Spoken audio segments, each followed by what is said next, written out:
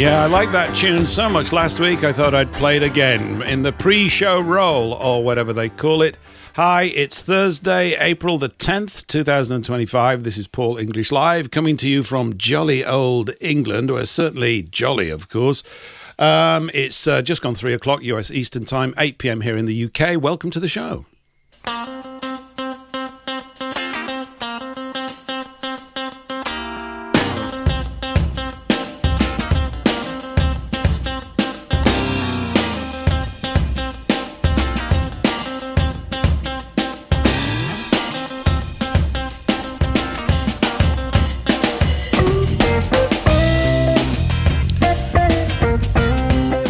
And I liked talking about the Crisis of Civilisation so much last week, I thought we'd just talk about it all over again.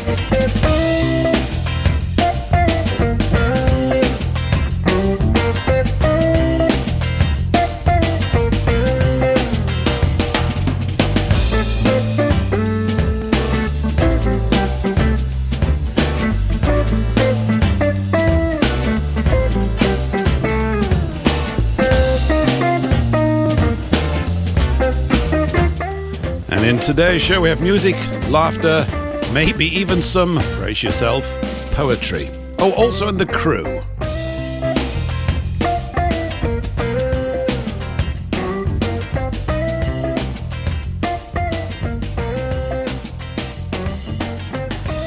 Hi, everyone, and welcome back. I hope you've had a jolly good week. I've had a very constructive week. It was good to get back behind the microphone, back in the saddle, whatever sort of terminology you want to use last week. That was pretty good. And I've been doing lots of house tidying. It's always exciting. I always like to talk about my domestic problems right at the beginning of the show, or challenges. But I've got loads to tidy up, and we've had a pretty good week of doing that sort of thing. Had a lovely paperwork day today. Do you ever get those? I've had one. You'll be all pleased to know that it wasn't filing income tax returns, though. Terrible habit. You shouldn't really start doing that sort of thing. It's very, very irritating. But I've also been walking around a lot. Eric, when we bring him on, they're all muted at the moment, so I've got to this week remember to press the unmute button and bring them all in. But I'm not doing it just now. Eric will no doubt confirm. I think he's had a similar sort of result weather-wise. It's been spectacular as the weather. I'm serious. I've had a wonderful, wonderful week. Very cold, though. Really cold. I think, when was it? Wednesday morning. That would be yesterday, wouldn't it? I think it would. Yesterday morning down here on the old south coast, it was 0 degrees at about 6:30 a.m. Warmed up a bit, but very bitey. I'm going around in my shorts and it's very, very bitey on the legs and all that kind of stuff. But this is what makes life so much fun. We've never had, in fact, I was talking with a lady the other day. I was talking with several, actually, because as you know, I'm a real charmer. I'm always doing that sort of thing. I was talking with a lady the other day on my little gadabout round town and up and down the country lanes and the highways and byways of West Sussex. I bump into all sorts of people, particularly when, like me, they're big fans of the magnolia tree. And I don't know if I was talking about magnolias last week, but I kind of want to talk about them every week whilst they're in bloom. So you'll all be relieved to know that they're not going to be in bloom forever. They bloom for a very short period of time. And if you don't know what a magnolia tree is, well, you need to acquaint yourself with them. If you're into that kind of thing, maybe this is something that happens as you gather the seasoned years around your ankles or whatever, as you become a sort of vintage specimen of the human race. And my appreciation for beautiful flowers keeps increasing all the time. So I've been speaking to lots of magnolia tree owners and complimenting on their magnificent, there's a double entendre there, but I'm not going to go and use it.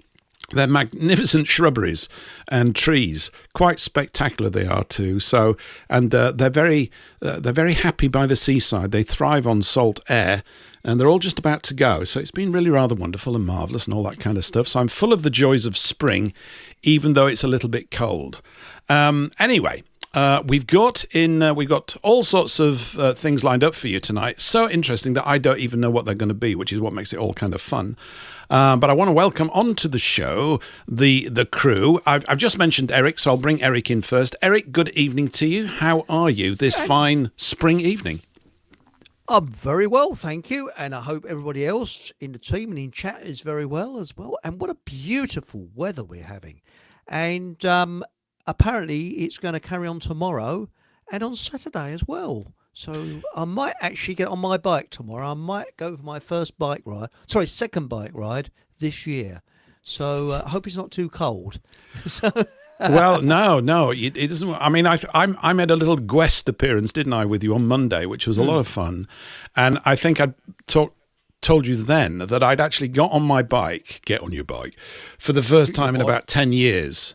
And I discovered that my rear end was just not up to the task. My legs were fine. I'm okay now, and I've been doing loads of walking, but my rear end really is going to need a bit of a training in its in its own right to get strong enough to actually cope with all this huge force that I put through the pedals. And so I had a slightly sore neck because I can't hold my head up. It's all this kind of stuff. You go, oh yeah, the legs are fine, but the neck and the rear end, they're a bit softened up in these middle years. Well, it's not only that. If you've got a racing bike, the tyres are only about half-inch thick, and you're sitting on what is like a sort of oversized razor blade, really, because the saddles are not that comfortable. So I know. My theory is that's why on the Tour de France, I think they're out of the saddle most of the time because it's so uncomfortable. It's just too painful. Yeah, I know. Is, but I was going to say that what's happened with BitChute this week, I think us people in the UK have been saying naughty words such as we said before coming on air, grunties and shoe and things like that, because people in the UK will no longer be able to get into BitChute unless they got a BCN. Not BCN, what do they call it? Proxy server, as they call it. Well, Trees M, very interesting handle there, who contributes greatly into the Paul English Live Telegram chat group, sent that over earlier today, but I've just not had a chance to actually read it. But I've got the little thing here. It says it's from BitChute. I did used to call them Shitbute, but that's wrong of me, isn't it? I always got my worms mixed up. BitChute, it says, to our valued users in the United Kingdom, so all you American types, you're fine, really. After careful review and ongoing evaluation of the regulatory landscape, yippee, in the United Kingdom, we regret to inform you that BitChute will be discontinuing its video sharing service for UK residents. The introduction of the UK Online Safety Act of 2023 has brought about significant changes in the regulatory framework, they do like that phrase, governing online content and community interactions. Notably, the Act contains sweeping provisions and onerous something or others. Onerous what? Hang on, it was just lurking behind. And onerous corrective measures with respect to content moderation and enforcement. So, bye-bye BitChute for Brits. It's a sad day for all of us, isn't it? Or is it? I don't know. I don't know. I've got a site on there, and my audience has dropped by 2/3 because of this, because it's mainly Brits, because I think that BitChute is based in Swindon. That's last I heard. I thought it'd gone to the Isle of Man at one point. I don't know. But I'm pretty upset because although I can get onto it, you can get a free VPN. Yeah. There's loads of them around. Some people said you can get them free on Opera. Now, I got mine on Proton, but I was told on my Telegram channel that it's for the snoops to look into. So you're snooped on where you're looking with Proton. But I did manage to try it out last night. I got onto BitChute without any problems at all. And I also looked at, I wonder if I can mention it, Something Today, which has been banned from the UK. Right.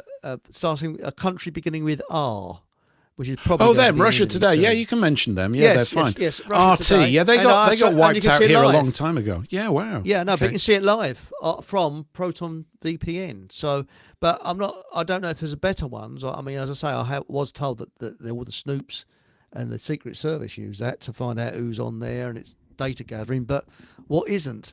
But I haven't tried the Opera VPN yet, so see how that turns out, because it's free with them. But it's it's quite honestly, it's really ridiculous, because they try and ban it in this country, but you just get round it. It's just bonkers. Yeah, but you're right. I mean, people.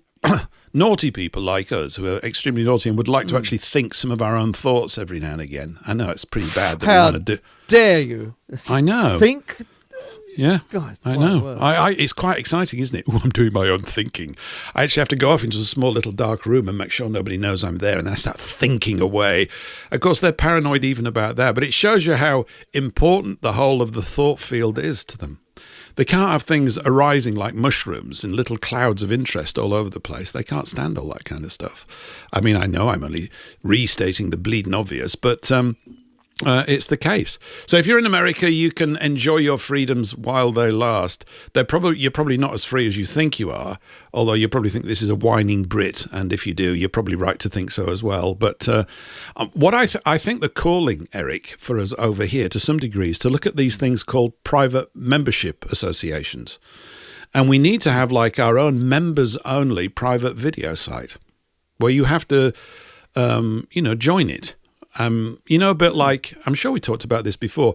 You know, when you used to go out and get wrecked in the pub, I know you say you didn't, but I'm not going to believe that. But many Englishmen used to do that, right? And they go, oh, I've had one too many. But it actually wasn't one too many because you get kicked out of the pub.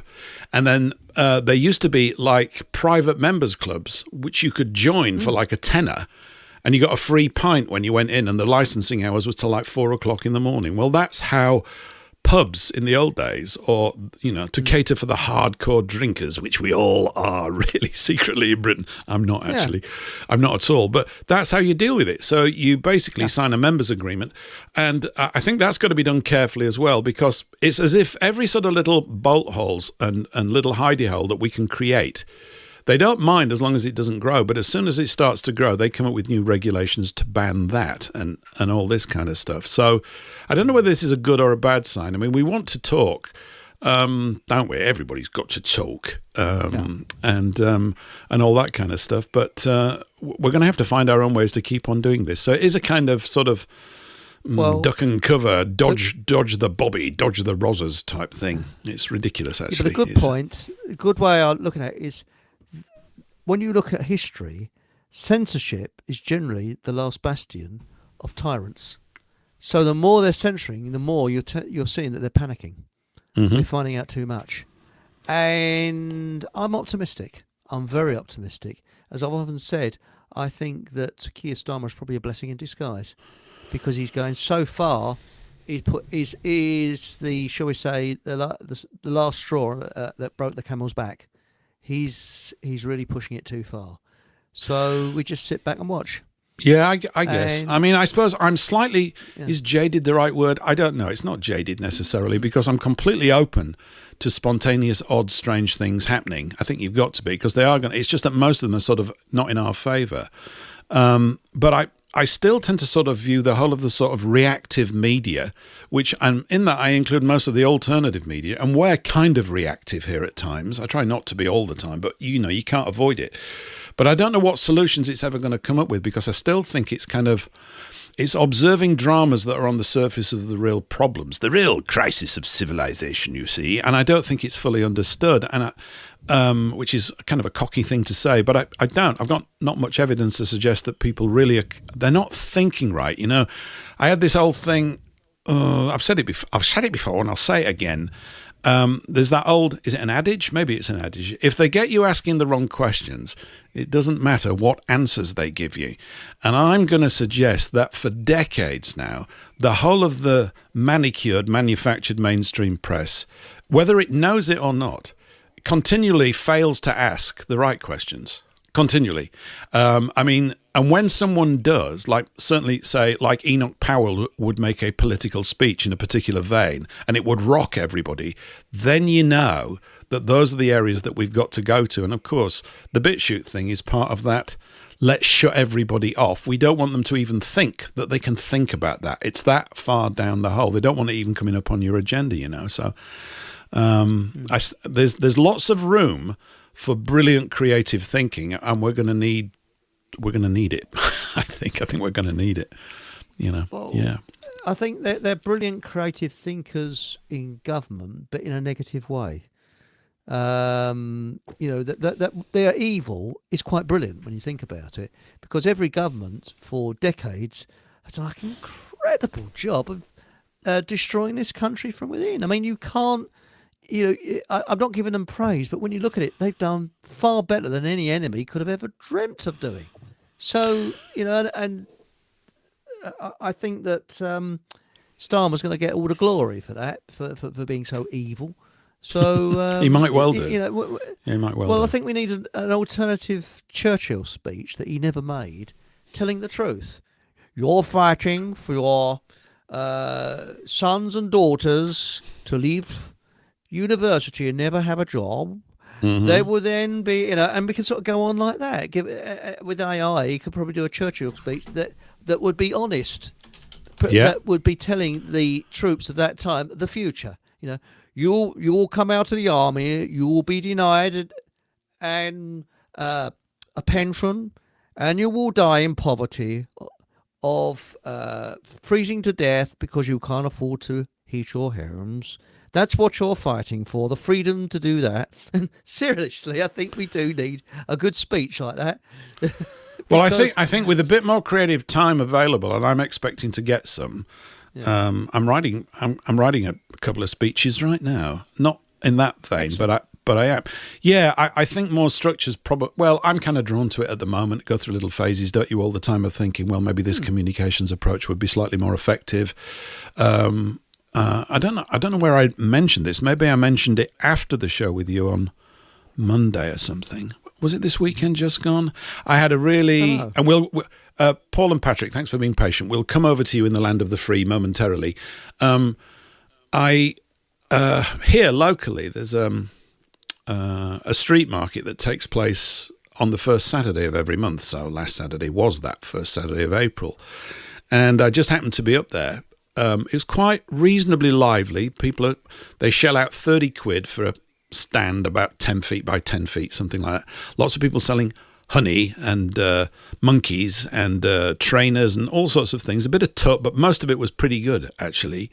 And there happened to be a woman there who is in charge of a magazine called West Sussex something or other, something like that. It's very well put together. I mean, it's got very high production value. It's all glossy paper and tons of colour photographs throughout it.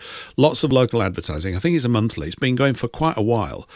And I didn't know that she was the person that was running it. She just said, here, it's a free copy. I said, I should think so. I'm not giving you £1 for that. I'm from Yorkshire, how much? And no, she was great. We had a really good chat. And I was just interested how many people were turning up. And we got talking about the town centre, which I had the misfortune to be in yesterday. Well, I kind of took myself in there intentionally, not to really scout it out. I actually did want to buy some shoes. And I know I could have bought them online, but I wanted to go for a walk at the same time. So I did, and the weather was good, and I got in there. But Wednesdays down there is also market day, and it was dreadful. It was really depressing, and the centre has fallen away. I mean, I knew a guy a few years ago. I mean, if I saw him again, we'd probably have a chat. When my sons were playing tennis, we bumped into a lot of people, local business people that run their own shops and their own businesses and this, that and the other. This guy had a really long-standing, I think his father had it possibly, furniture business for, putting furniture in your house, settees, that kind of stuff. It was pretty grand. And I walked past it coming out of the town, and all the builders were in there. It's all been knocked out, it doesn't exist no more. So being a nosy sod, I stuck my nose in and said, what's going on here then? No, I didn't say that because it was obvious what was going on. I just said, do you know when this place went under? He said, it's over a year ago. I said, which shows you how often I go down there, which is not that often, of course. And I said, well, he said, yeah, we're putting 2 new shops in. I said, well, hopefully, I said, that'll be a Turkish barber's and a mobile phone shop because we can't have enough of those, can we?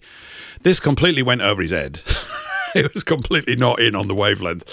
And I left sharpish, like it was very sort of serious kind of building bloke. Nice guy, really, but not really on that kind of wavelength. So I've no idea what they're going to be replaced with, but it's dead. It used to be, we had a Debenhams here, which for people outside of the UK was kind of this, sort of luxury kind of store, a superstore type thing. It's been around for donkey's years, actually, selling good men's and ladies' fashion. So I'd always go there and buy my suits, which, of course, I never did. I just completely lied and made that up. But they had good stuff in there. You could always go in and buy a nice tie if you needed one. That's gone. It was one of the nicest buildings in the town as well. So lots of emptiness, very drab atmosphere. you know that people are sleeping in some of those doorways tonight.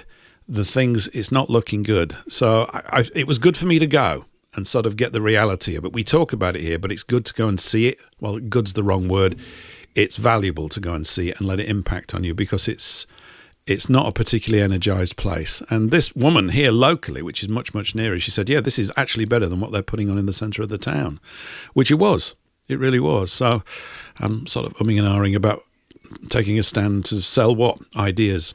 Opinions. £3 each. I'll give you a good opinion. Only £3, sir. What do you want? I don't know. Well, what you've just described is really, you're almost describing Waltham Abbey.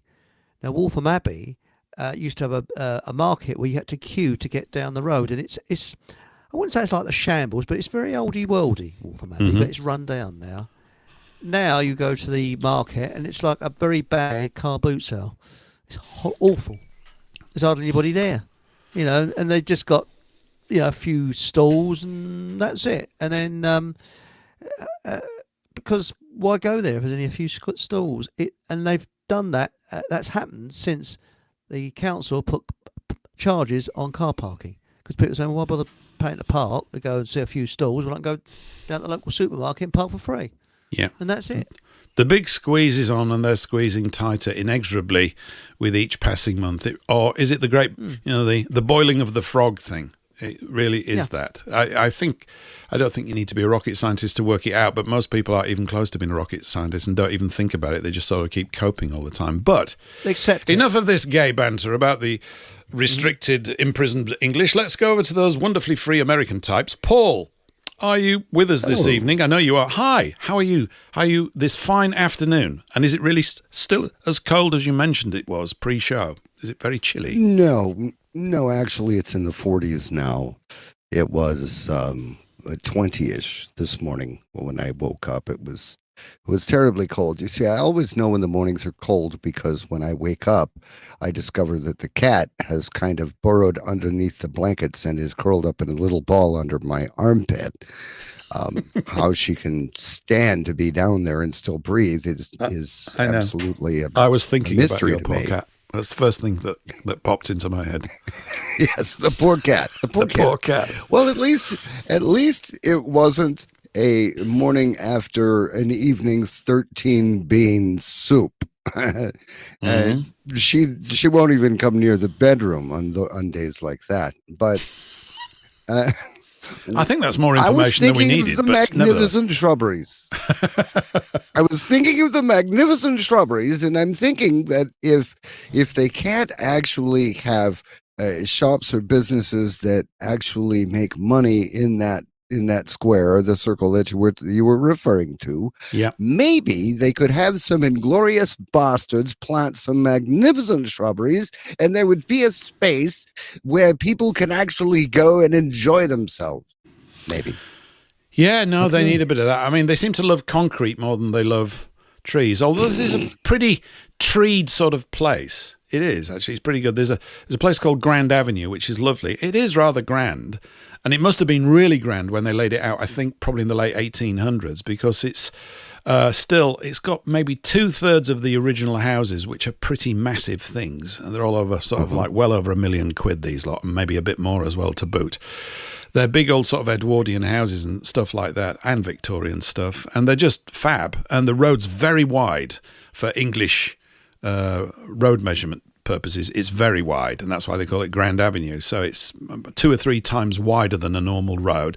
So it sets the houses off good, and half of them, of course, as I said, about 1/3 have been knocked down and turned into blocks of flats in the 60s and the 70s. And they're not too bad, but they are blocky and square, and really, in comparison to a proper house, they're absolutely awful. But it seems to tick over okay. I mean, I was... what was happening? Yesterday I spoke to about 4 or 5 people, because anybody that I see, I'm going to speak to them. I just do it. But it's when we're the English and we talk about the weather all the time, it's easy to get a conversation going. We just talk about the weather, just like we did at the beginning of every show, because it's the best way to start. And I bumped into this guy about 10 years older than me, John, who came from Lincoln, and he won't be tuned in at all. He was walking his dog, and we just struck up a conversation. And it was about... not very long, about 3 hours. I kept him pinned to it was about 10 or 15 minutes, and It was just good to talk to him. Similar story to me. He'd worked up but it all happened 10 years earlier. We came here 2001. He came here 1991. He was about 10 years older than me. He was working in some sort of thing in London, got fed up of it, moved down here because his wife's parents were here. There's the same in my case. My wife's parents were on the south coast here at the time. So I was going, oh, isn't this interesting? Then it turns out that he comes from Lincoln, and my brother-in-law is from Lincoln. This is so parochial and completely not newsworthy, but I'm saying it anyway. And then his mother originally came from Leeds, and she moved to Lincoln. I said, well, that's a terrible blow. Why is she not still there? But no, nice. They're really good people that I bump into. They're all, bumbling around with their dogs and things and just talking and moaning a little bit. You can hear the sort of whine, the sort of economic whine in the back of everybody's sentences that's going on, and it's building up, like an air raid siren, rightfully so. So hopefully it'll break out into something good. But yeah, the shrubbery idea is good. It's good. We've got a lot of trees, as I said. We just do. And I, still being sort of pastoral about the whole thing, I was out walking, where are we now? Thursday, 2 nights ago. Tuesday, in fact, yesterday, I did 20,000 steps yesterday. I walked over 10 miles yesterday. I don't know quite how I did it. I think it's because I went out 3 times and I couldn't be bothered to get in the car, probably because I didn't have one. So I walked all over. But on the Tuesday evening, I'm walking past this church and they've got peregrine falcons nesting in the steeple. And we saw them. Fabulous creatures. These are they're almost like mythical to me. First of all, they've got the most wonderful name, a peregrine falcon. It's just great. I don't know who named it, but, top marks for that. And there are 2 of them nesting up there. And apparently they've got some over at Chichester Cathedral as well, nesting up there. And I've been speaking to the father there about bell practice. I said, don't the bells sort of, disturb them? He said, no, because they have bell practice on a Tuesday evening.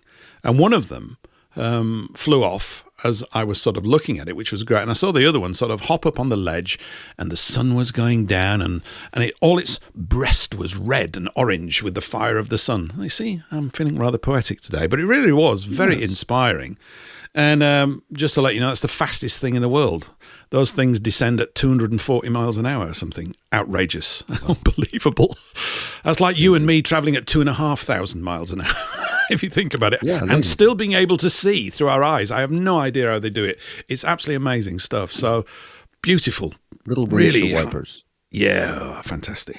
Great. I get very giddy about stuff like that. I do. It's just really, wow, there's nature. Brilliant stuff. As far as the whole BitChute thing, the only reason that BitChute is not in the UK is because the UK people are allowing the tyrannical administrative state to pass laws, rules, and regulations that they enforce regulatorily. Mm-hmm. You're actually allowing them to do it. Just stand up. Go tell your damn lawmakers you're not going to censor what I can hear, and you're damn sure not going to censor what I can say. Just back out of the whole thing. I mean, in the U.S., we have the National, okay, where the administrative state doesn't have any jurisdiction or authority. They have no in personam jurisdiction over a national in the United States. So I personally don't care what they do regulatorily because it doesn't apply to me. And any of them that try to actually apply that to me, I will let them know that, no, you don't have jurisdiction. You're causing me injury, and it's going to cost you dearly. Mm-hmm. There has to be the same thing in the UK. You've got to tell these people they can't keep messing with your lives just because they have a mahogany desk and people around them that say, yes, minister, very good idea, bloody good. Let's implement that straight away. The people need us to live their lives for them. Yeah, there's quite a bit of that going on. There is. I think, this is going to sound like a lame excuse or something, but the disease here has sort of gone outside of political circles. It's been in media circles for a long time. It's difficult to find the sort of people's journalist. I mean, are you aware of any, Eric, in any major newspapers, like somebody who actually speaks? You know, they used to have them, people like, was it John Sadler? He was a bit vulgar at times. And then there was Keith Waterhouse. Do you remember him? He was a playwright, but he used to write a column in the 80s and the early 90s. Mainly in the 80s, I remember. I can't remember when he passed. Wasn't he sort of responsible for Billy Liar, that play or something? I think he was, Keith Waterhouse. And they used to... they used to write gritty stuff, and I'm not aware of that. We've just got a lot of flamboyant, goofy, well-tailored, cheesy sort of echo chambers. I mean, they've always been echo chambers, but that's really what's going on. It's not journalists; they're churnalists, because they just churn over a load of propaganda, and then to make sure they get their monthly pay slip, they just report on what the propaganda wants them to report. There's no such thing as investigative journalists anymore. No. Well, we need another. I think we need another. We need a change in another area before we're going to see changes there. I think that I'm going to come to that in a moment. But before I do, let's bring on our ambassador over in Wisconsin. How's the cheese weather today, Patrick? The ambassador of cheese. The ambassador of cheese. How's the cheese situation, Patrick, today? I think it's okay. Can you hear me all right? I'm talking on my mobile right now. So I just thought you had a mouthful of cheese when you were talking. That's all. I don't mind. Of course, you can eat while we're doing the thing. No, you sound fine. I'm teasing you. You sound fine. I have a bit of business I'm tending to at the same time, but yeah, I can talk.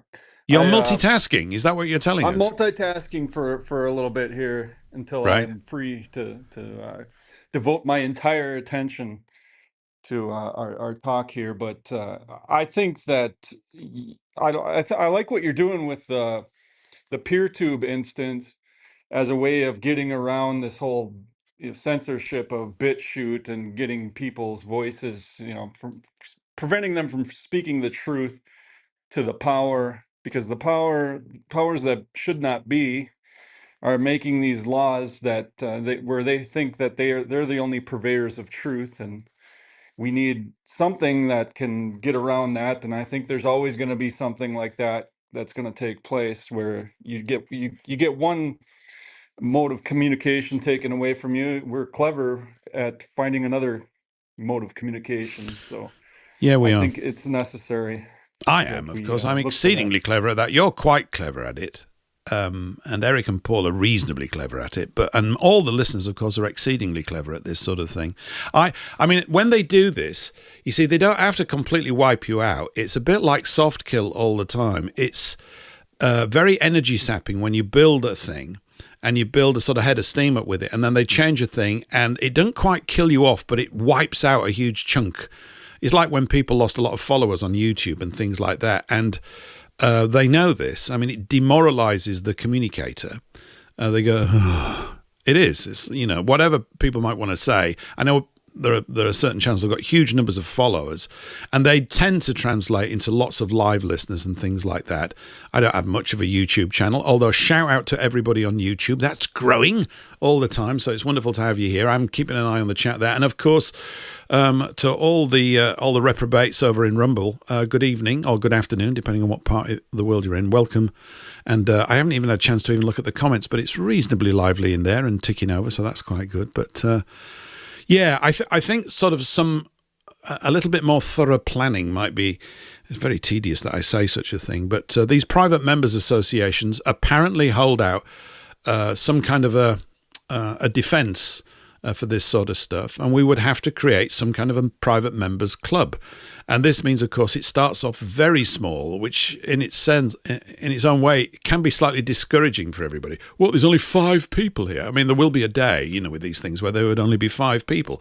But yeah, if we can get the sort of structures right, and it could grow in terms of, building up membership and that kind of stuff and structuring it in a proper way. I mean, there's nothing stopping them becoming members and then seeking to, chew it out from within, and they will absolutely do that once it gets to a size where they get concerned about it. That's exactly what they do. They just pretend to be a pal, and then they cause trouble. Yippee! But nevertheless, we have to keep using the tools that we've got available as best we can. And Patrick there, just for everybody, just mentioned a thing called PeerTube, which is kind of a way in which one can set up one's own version of YouTube. It sounds a bit grandiose, but you can do it. It's not as sophisticated as YouTube is, nor does it need to be, but it does provide levels of controls and multiple channels for creators, as we are all called, or communicators, as I think is probably nearer to the truth, to have their own channel and develop their own following. So Falcom Hall and Patrick and Paul and me and others, George Hobbs possibly, because I mentioned it to him at the weekend. It might take a few weeks to put it in place properly, but we're going to have a go at this, I think, and see how it all works out, which means that this show would run here on Rumble and on YouTube and on this other platform as well. Initially, it could even be just viewed as a safe haven backup, which is fine. It's absolutely fine. But it's got live chat in it as well, which is really key, I think, for these sorts of shows. So we'll give it a go. These things always take a little bit of time to build up a head of steam, but if we can get it structured right at the beginning, it might prove reasonably attractive to a broad array of chatters and chatterbox types like ourselves. So that could be pretty good. Yeah. Yes. Anyway, theme of this week's show. It's not. We don't really have themes. I just come up with a picture and a title, and we'll talk about it for 5 minutes or maybe 55 minutes. I don't quite know. Last week, the show was called Crisis of Civilisation, which is the title of a book by Hilaire Belloc. And for those of you on the radio, you can't see the magnificent image for today's show, which is of, on the left, G.K. Chesterton. I have to say, looking rather slim in that portrait in comparison to most of the photographs I've got him. He was a man who really did like pies or whatever. And on the right, we've got Hilaire Belloc. And many of you will know I reference Belloc quite a bit, and in my mind, for very good reason, because he's tremendous. You'll be very interested, Patrick, to know that some of his, I think you will, and maybe everybody will be interested to know that some of his essays have all been released by a publisher which I believe are monks in Ireland. I came across this printing. They've released all his essays, which are some of their fantastic things. They're extremely thought-provoking. And Belloc has written on usury. He's written on banking. He's written on economics broadly and in great detail. He's written on the servile state, which is the condition we are now in, everyone, even though it's not really fully detailed for everybody. He's written on he wrote a great book on the freedom of the press, and he wrote these things about 100 years ago. And he also wrote some tremendous things on the Reformation. He wrote a book on the French Revolution, which I've not read, but I'm going to get a hold of, because I think I mentioned last week when we started the show, I was early on I was reading Nesta Webster's The French Revolution, which is absolutely brilliant. But I'd like to see what Belloc's take on it. So he's a very bright lad, and he talks about the things that are still plaguing us to this day. He does, and I think, Eric, when I was on with you on Sunday, I kind of brought this up a little bit, which is one of the things that he talks about that I was just reading last week or during the week with regards to what happened with this thing called the Reformation, which is worthy of everybody's attention, because one of the points he makes, this is under Henry VIII, okay, 1530s is what we're talking about, this period of choppy heady things getting chopped off and all this kind of stuff. It's a pivotal moment, this separation of, or the creation of the Church of England against Catholicism. He deals with it in a really brilliant way, because one of the things he points out is that the root of the rot had begun in Catholicism about 150 years prior to that, at the end of the 1300s, and it slowly built up. And big power structures and systems tend toward this as they get bigger and bigger, and less sort of, the communication lines get longer, particularly in those days, and it didn't go so good. So the Reformation didn't cause it, but it enabled it to happen. Without it, it wouldn't have fully happened. So it's a sort of 6 of one and half a dozen of the other. And what he talks about 3 types of, or 3 areas of, what would you call them? Control, conviction, organization, which is the spiritual, the political, and the economic. And what we actually do require, and of course this all comes down to what your definition of the word spiritual is, but what he talks about, particularly in the middle of the book, is he talks about the requirement for a spiritual regeneration. And in fact, all these major pivotal changes throughout history have started with that. even the Reformation started with a kind of spiritual disturbance within people being cross about paying mortuaries with these colossal fees they had to pay when people died. They just kept adding things on. Recognized today? Maybe I was saying this last week, but if I am, I don't mind saying it again because repetition's the key. So everywhere we look today, there are additional charges for everything, and the existing charges keep going up. There's no accountability. Nobody justifies why your electricity bill's going up at all. And it's getting exhausting. And this is what happened then. That's that happened. So there was this change. Then once you've had a spiritual one, once people have decided that it might be good, it might be a good thing for people to become moral and ethical about and have a standards, i.e. law, by which to live by, because without it we can't protect our civilization. Then you start to tell the political class, or the political class will respond to that emotional, spiritual outcry, demand new direction from the people. That's us, guys and gals.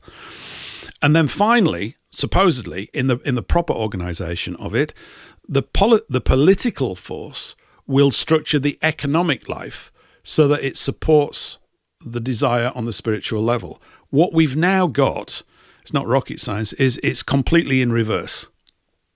Everything has moved over to economics, which is just a sort of deceptive way of talking about central banks and usury. That's really all it is.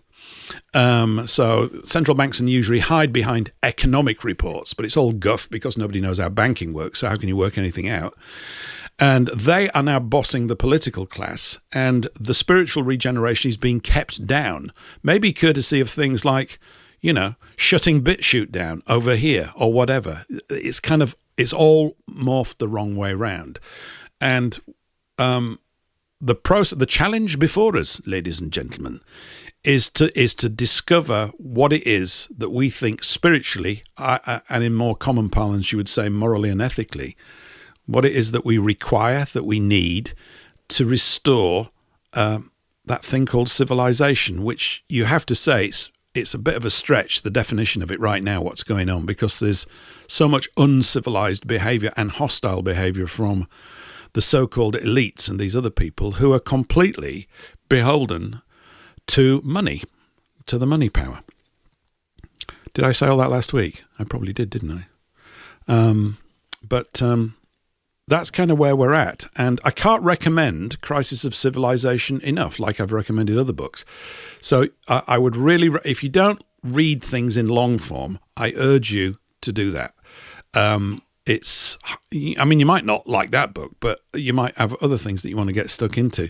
But it gives you a longer period to actually think about things, and you'll start to think things and see things, I'm going to suggest, that you will see that the political class are never going to see, because they're too busy having dramas in the newspapers. They actually can't think straight. In fact, although this is slightly at a tangent, where have I put this? I think I've got this somewhere. Have I got this somewhere? You heard of a guy called Mike Graham? You probably won't have heard of him in the US, but he's a morning breakfast guy over here. His show is Monday to Friday, 6 a.m. to 10 a.m. That's a bit of a shout, isn't it? I don't know what time he gets up. Good luck to him. But I just caught this little snippet. Now, this is about the migration thing, but it's not really even about the migration. It's only about a minute long. I've mentioned here before, when we talk about our rulers being mentally ill, not as an insult, but literally true. This is kind of on that thread. He mentions the name of the guest, but he mentions it very quickly, so I can't quite work out exactly what his full name is. It's only about a minute long. Just cop a load of this, as they say. Perhaps William Pluston does. William, very good morning to you. Morning. Very good to see you. You've been away, travelling on your travels, which we'll get to a little bit later on. Yeah. I guess we should kick off with the big story of the morning, which is the rape gangs, and what on earth this Labour government is doing to basically deny justice to so many young women who they say they want to protect and who they say they want to fight for. Yeah. They say they want to safeguard young women and girls, and yet here's an absolute opportunity to do it, and they've turned it down. Well, they will, and I think it's because the whole episode cuts against their worldview. Yeah. That's the reality. So all of these Labour MPs, they have a worldview based on oppressors and victims. Right. And the oppressors are white people and the victims are various minorities. That's how they think, Mike. So they can't actually see the reality. Can't get the reality cuts up against that. Yeah. It's so butts up against the whole worldview, and that's why their reaction is to resist it and pretend. They're actually pretending. I think the reality of what's happened is so bad that their reaction is just to sort of deny it themselves. They can't deal with it. It is, it must be the biggest race-based crime in post-war Europe. Probably. It got to be. Probably, on the numbers. Yeah. It's horrific. I mean, it's almost like the level, for me, only worse, of a terrorist attack. Worse than a terrorist attack. Now, it's not really the migrant stuff, although we can talk about that. Because I view that as a symptom, but it's the fact that for Labour, read Conservatives, read all of them, they're all in a kind of psychological denial about what's taking place and what they're responsible for. Gents, I'm assuming you've kind of noticed this in whatever is your neck of the woods. Oh, yes. Yeah, because if they recognize it, they may be put under pressure to do something about it. That's right. Which they don't want to do. Well, they don't have a clue what to do about it. Oh, no, I think they have ideas what to do, but they don't know who they're going to upset or how it will affect their position or their pocketbook or their chance for re-election, whatever. They just don't want to be put in that position. And if they don't recognize it, if they close their eyes, they won't see it, and it's all good. All going to go away, isn't it? It's all, I mean, who could possibly disagree with bringing everybody to live in your country and we're all going to love one another and it's all going to work out fine, even though there's literally no historical precedent for that ever happening, ever, nor can it, because it runs contrary to the natural instincts of how people really want to behave. And they don't want to behave hostile. And they then, we mentioned this repeatedly, but we're going to do it again. It doesn't mean that you hate the other people. It simply means that you want to retain your way of life, and it's absolutely impossible to do it when you've got admixtures of different races in the same space. It cannot be achieved, which of course is the entire goal that they're after. But I thought his point, it's good that, that's a major listen to station. And you wouldn't have heard things like that. Where's that? That's talk radio over here. I'm not sort of saying it's all brilliant. I'm just saying that every now and again, you hear things coming through like that you wouldn't have heard even a year or so ago. They're prepared to actually try and address these issues. There is obviously a major problem with the so-called migrant crisis. First of all, because it's not a migrant crisis, it's a political betrayal crisis. That's what it is. And the political class that are betraying us are so stupid they don't even realize that they're betraying the country. That's why I say they're mentally ill. They're not even aware of how recklessly stupid and dangerous they are because they've got their ideology and you can't go against it. And I thought his point was well made. They can't actually cope with it. They're literally going to brain fade. And we've seen this for donkey's years, I suppose, in nearly all political speakers over here. I don't know what it's like in the States. I don't follow it as closely. But trying to get a straight answer out of a politician is not possible. They're just... I think they see it as a cost of doing business. They see it as a cost of doing business. They're bringing in massive amounts of illegal immigrants. Those immigrants are taking the jobs that Americans or Brits could be doing, and they are being given the right to vote. And in some cases, many cases, they're given public welfare, and at the highest level available. The lion's share. I don't have any numbers to back it up, but I would believe that the lion's share of people that are receiving Social Security are doing so at anywhere between $1,200 to $18 or $1,800 US a month. Some of these guys were getting like $3,900 a month. They didn't pay into the system. They're not American citizens. They're not naturalized. They weren't born here, and they're getting almost $4,000 a month in benefits on a card. Plus, they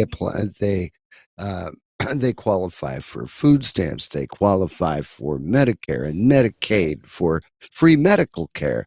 They're getting all of these freebies when the American counterpart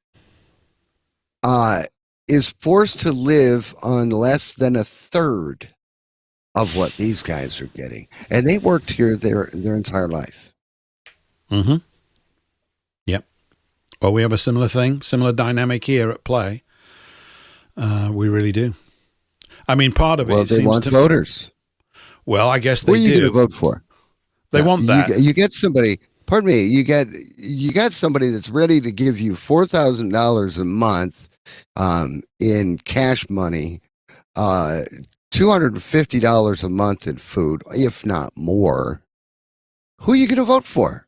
Are you going to vote for the guy that's complaining about the immigration and wants to shut it down? Or are you going to vote for the nut who signed the check to the detriment of the rest of the country just because he wants a vote? Mm-hmm.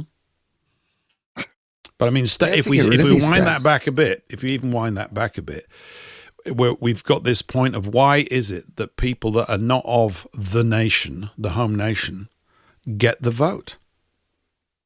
Why? Nobody even asked me if they could have the vote. Well, we know why they're literally being brought here to provide the vote to the people that brought them here. And so, but by law, this is me being pathetic. By law, that shouldn't be allowed. I don't like it. No, it shouldn't be allowed. Please it should stop. be considered treason. Please stop doing that. It's really upsetting us all. It's that. So that's where we're at. Yeah. It should be considered treason. And the ones that are doing it should be strung up. Not the illegals. They should be given a one-way ticket back home. The ones that are doing it, bringing them in, need to be strung up. Eric, do you think that's a good case for capital punishment? What say ye? Well, it's. I don't think there's any case for capital punishment because how far do you go? Nobody's got the right to play God, but they're playing it. I'm playing agent provocateur here. They're playing it. Yes. I mean, if you look at their decisions, it has resulted in the death of British girls. Yes, but also they're psychopaths. And as Dr. Hilaire, a Canadian doctor who's a leading expert on psychopaths, has said, come very close to saying, rather, he hasn't really said it out loud, that they are a different breed to human. They are a kind of subsection of breed to us. So they have no empathy at all. And as they're a different breed, their sort of, shall we say, programming is to kill humans, is to make human life unpleasant. So my view is to put them on an island away from us. They have as much right to live on this earth as we do, but away from us. And they'll never get off that island. And that's it, full stop, end of. It's the easiest way because, we are programmed not to kill people. So how are you going to get someone like Pierpoint to lynch these sods? Those skills are no longer around. They don't exist. Couldn't we just feed them to the lions? They used to do that a couple of thousand years ago. Couldn't we do that? Well, it's a bit entertaining, isn't it, really? Or you could have a modern idea with instead of having the guillotine, you could have a circular saw that just goes along a long line of them, straight along, you see? Yeah. Job done. I mean, I think a main challenge for them, I mean, I think we kind of sort of try to fulfill that role to some degree, is to really get the finger pointing in the right direction. So obviously the knee-jerk reaction around the migrant thing is, we don't want these people here. That's exactly what they want you to say, so that they can paint you out as a racist and make it even worse. It's a bit like Starmer's response to the stabbings, whenever they were, last year. It's just absolutely ridiculous. He was more concerned about white people being outraged by this, and the potential upthrow of their ideology. Just going back to that little clip we just played there with, from the radio. It's that same thing. They can't actually cope with it. We have to find a way, because we can't actually cope with our government.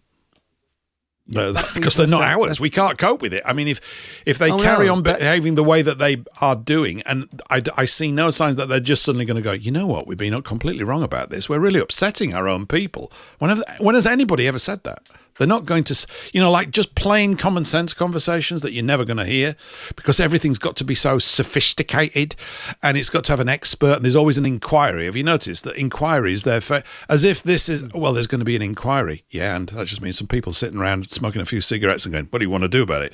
I mean, it's a joke. We're going to have to find force from somewhere. I mean, I think it's a mental battle first. To get this information published and beefed up. Maybe it's going, I mean, there are positive signs. It is going up. But every time one of our people gets harmed and we don't do anything about it, we're going to get harmed even more. The rate of harm coming to us is going to increase, the speed of it, and it is doing. Because that's how nature works. It goes, oh, pushover. We'll push them over then. Whether it's right or wrong, it's not that I disagree with you. Yeah. I don't like the idea of it. But when if it's us against them, this is and that's what they're trying to make it, right? Then they'll get the mayhem that they want, and people won't be sitting around going, "Oh, I don't know whether I want to kill anybody." Someone will be coming at them with an axe, and they'll just act, won't they? And I know I'm getting silly. I know I'm getting carried away, but maybe I'm not, because history tends to show that this is what occurs if you keep projecting weakness out to people. They become more and more emboldened and think, well, if you don't want all this stuff, we'll just take it off you. All right. That's what's happening. That's kind of what's happening. But what about the ongoing propaganda? I mean, my neighbours say to me, yeah, but the English don't want to work. That's why we're getting all these people coming over. What? Mm-hmm. Now, who started that propaganda off? Because to me, that's come from the social engineers. The British and the English don't want to work. They're too lazy. So you've got to employ people from overseas. That is 100% propaganda that's sent out. So my answer is, well, we weren't too lazy to fight in World War II, were we? World War One. See, when the government wants us to kill, we'll do it. Yes. So it's the connection to the government. Yeah, I mean, it's still there. There's no two ways about it. It's still there. Apparently we would do it. Apparently they're going to line them up to do it again. But there's something else. I just think there's something else that's got to take place before we can actually deal with it all. So something internally, something internally is still required. It really is. An outrage. That's really what. That's all wars start with, an outrage. That's it. And I'm just waiting for the outrage to happen. World War One started with an outrage. World War Two started with an outrage. Mm-hmm. Usually just engineered. And stupid idiots will believe it. Go, oh yeah, isn't that terrible what those Russians have done? People are stupid. They really are, and they'll fall for it. I mean, I think this economic thing that Paul was just mentioning, and that we're having here, where people are coming over here and getting houses and everything. I think it's got to be a component part of the laying the groundwork for wheeling out central bank digital currencies as the solution to this economic problem, which they are currently creating for us. So they're creating this problem intentionally with all this outrage. They're ignoring everybody. They're manhandling it. They're using all their wonderful psychological skills to misdirect people and to get people emotionally connected to bottles of beer and cheeseburgers. Nothing wrong with beer and cheeseburgers, but if that's all you've got going on in your life, it's a bit of a problem. And they're undermining, literally, of course, all of the remnant of the economic strength of here by design, so that they can say, well, here's the solution. It is the old problem reaction solution thing. It never fails to sort of work. So we're in the problem emphasizing, problem expanding phase here. I think it's definitely part of it. Anyway, let's take a break, shall we? Let's play some rock and roll music. I don't know whether it's probably rock music, actually. My brother sent me this the other day, and I quite liked it, really. It's a bit rowdy for this show, so I thought we'd make a change. We're going to do this. We'll take a short break and a little station ID. You listen to Paul English Live here on WBN 324. We're going to take a bit break, and we'll be back on the other side of this little lot.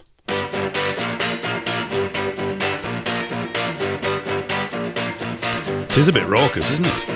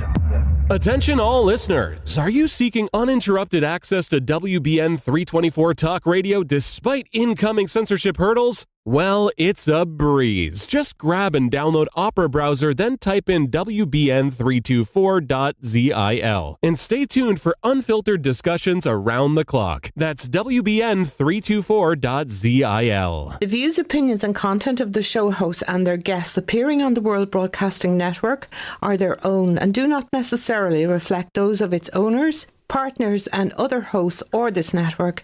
Thank you for listening to WBN 324 Talk Radio. Hi, and welcome back to the second hour. It's just gone 3 minutes past 9. Look at me doing all the sort of radio jock timing nonsense. I don't know what's getting into me. It's ridiculous. That I really rather like that song. Gents, did you like it or did you hate it? I don't mind. You got to tell me. What do you think? Well, I think it was quite jaunty. Quite groovy, wasn't it? Jaunty, did you say? Did you say jaunty? Yes. Yes. Don't say that we don't whatever expand that your means. lexicon of words around here. Jaunty, yes, that's a very good word. I quite like jaunty, Paul. You can come back next week. That's great. Yeah. Eric's not saying very much. okay. I think he threw up. Did you hate it, Eric? Tell me. It was all right, and it actually it does cure constipation, I think. So I think it's okay. For Yes. crying out loud. No, actually, I kind of I could take it or leave it. It's a bit catchy, I think. You know. Completely indifferent. Not jaunty enough for you, then, I think. I think we can safely say. It's, No. you It know, lacked, it's it not lacked sort of- sufficient jauntiness. That's what you're saying, aren't you? You want a bit of German rock. That's what you want. That's what I kind of like. You know, a bit heavy. Oh, that there is. you go. Are you? Are you a headbanger? Secretly, are you a headbanger, Eric? Yeah. It's all coming out now. I thought I better This start. is Deutsch. You want to play This is Deutsch? Yes, it is. Okay. All right. I'm getting a feel for this. Yeah. Eric, you German. are but a paperclip in the earlobe and black lipstick away from being a right proper rocker. Yes. I tell you what, Eric, you've thrown me. This is really, really weird. I've got all weirded out now. I feel like I don't know you at all.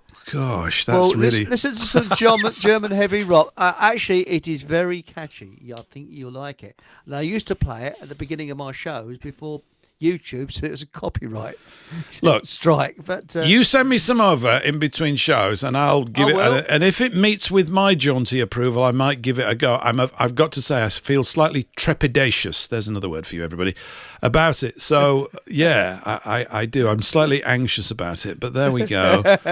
Patrick, send you know a some. thing or two. You like it. Patrick knows a thing about tunes and cheese. What did you think about that tune, Patrick? Did you quite like it? Was it jaunty enough for you? Where's he gone? I might be working on something else. He's not interested. He's just left. He's eaten cheese. It's all gone. I gave him such a great intro. Oh, he's actually deserted the studio. Oh, I know what's happening. Yeah, he's deserted the studio, but he will be back in. I think what he said to me earlier was that he was going to be on his mobile for the first bit because he was churning some cheese or whatever he was doing. It was actually, all that kind of stuff. And he's probably hightailing it back now in his hot rod to his studio so that he can, get behind a proper grown-up adult microphone and feel part of the crew. So, well, if you missed that, that's it. Anyway, for those of you who want to be put out of your misery, that was J.D. McPherson. Never heard of him before. An American type in his 40s. That was called Head Over Heels. There's quite a bit of material from him, but I thought that sounded a bit like Motown in a bit. His vocals were sort of Motown-y, but he's a sort of, a rocker. You want a bit of ice pressure. Put a bit of ice pressure on. I think that Monica might like ice pressure. Very nice it is. Well, are they a band called Ice Pressure? That's EISBRECHEI. Eisprecher, is that? I quite like Ice Pressure, though. Deutsch. That's the way I heard it, because I'm an English type. Ice Pressure. This is Deutsch with lyrics. Yeah, go on to YouTube, get there about that. I think you'll enjoy Eric, we're that. going to get banned. If Bit you of start heavy talking rock. like that, they're going to go, who are those Nazis out there? I'm a Nazi and so is my wife. Yeah, and all that kind of stuff. Yeah. Okay. Well, I'll try and get my Nazi logos at all. Yeah. But no, they play the big concerts in Germany, you know, and they're quite all above board. They're very good, actually. And they certainly know how to do a bit of, they'll give quite a few, shall we say, status quo run for their money, I can tell you that. Exo says, very anti-war. Exo writes, by the way, hi to everybody in the chat. I'll start looking now. We'll bring you into the show. We're so rude. You know, we're all so into ourselves around here. It's awful, isn't it, really? Exo says, send Paul that awful song by the Scorpions. No, please don't. Please don't. I can't be doing with that stuff. It just drives me crazy. Which one by the Scorpions? All of them, Paul. All of them. Oh no! I actually have a USB thumb drive in my car that has nothing but Scorpions tunes on it. I have the entire discography. I could literally drive for 1,200 miles and not repeat a song. All right. Okay. So, am I sort of detecting a head-banging subculture here in the show? This is really what's going on. It's getting quite alarming now. Where's Patrick? He'll bring some. I did, yeah, but you're finishing it off. I feel finished off by all this stuff. What about a bit of ice bread? Yeah, there's loads of them, you see. I mean, Ramstein, that's another one. No. R-A-M-S-T-E-I-N. America. No, can't stand it. No. Oh, I'm shuddering. No. Oh, what dear. about bold? You know, I mean, you could take your granny to one of their concerts. That's how nice it is. See, I mean, what's wrong with Des O'Connor and Vera Lynn, Eric? Listen, I know nothing. I mean, listen, there was a headbanger in me, but it really hurts. And in the end, you just go, this is very, very silly. Right? It's very silly. And also the fact that nearly all those musicians are now literally deaf, you know, from what they're doing. It's very, very silly. It doesn't need to be so. I'll get some Morris dancing music as a bit of counterpoint. How about that? That'll make everybody chirp up, won't it? What about Charlie and his orchestra? You introduced me to Charlie and his orchestra. They're all right, aren't they? Yeah, they're good. I mean, I did play you the greatest one, which is The Man with the Big Cigar, which is without a doubt. Yeah. And I've listened to a lot of them, and it's just outstanding. Lyrically, it's outstanding, of course, because it's so wonderfully cutting and true. And of course, it's also politically colossally incorrect, and so I can probably only play it once without getting banned from everything. But yeah, they're good. Charlie and his orchestra, cracking little band. Anyway, where were we? Oh, I know what I wanted to play. This is completely going off. Were you talking about, you know, Ursula von der Leyen, or Ursula von der Leyen as she's known? Is she German or Dutch? What is she? Anybody know? Answers on a postcard, please. I can't work it out. Is she German or Dutch, everyone? Anybody in chat? No? I don't know. Ursula von der Leyen. Yeah, yes, she's my that granny had Ursula von der Leyen. Yeah, she took tablets, but it went away. I know. Well, she's that sort of blonde-haired bint that's always talking complete nonsense. I mean, that doesn't mean much. They all talk nonsense. You know the one, right?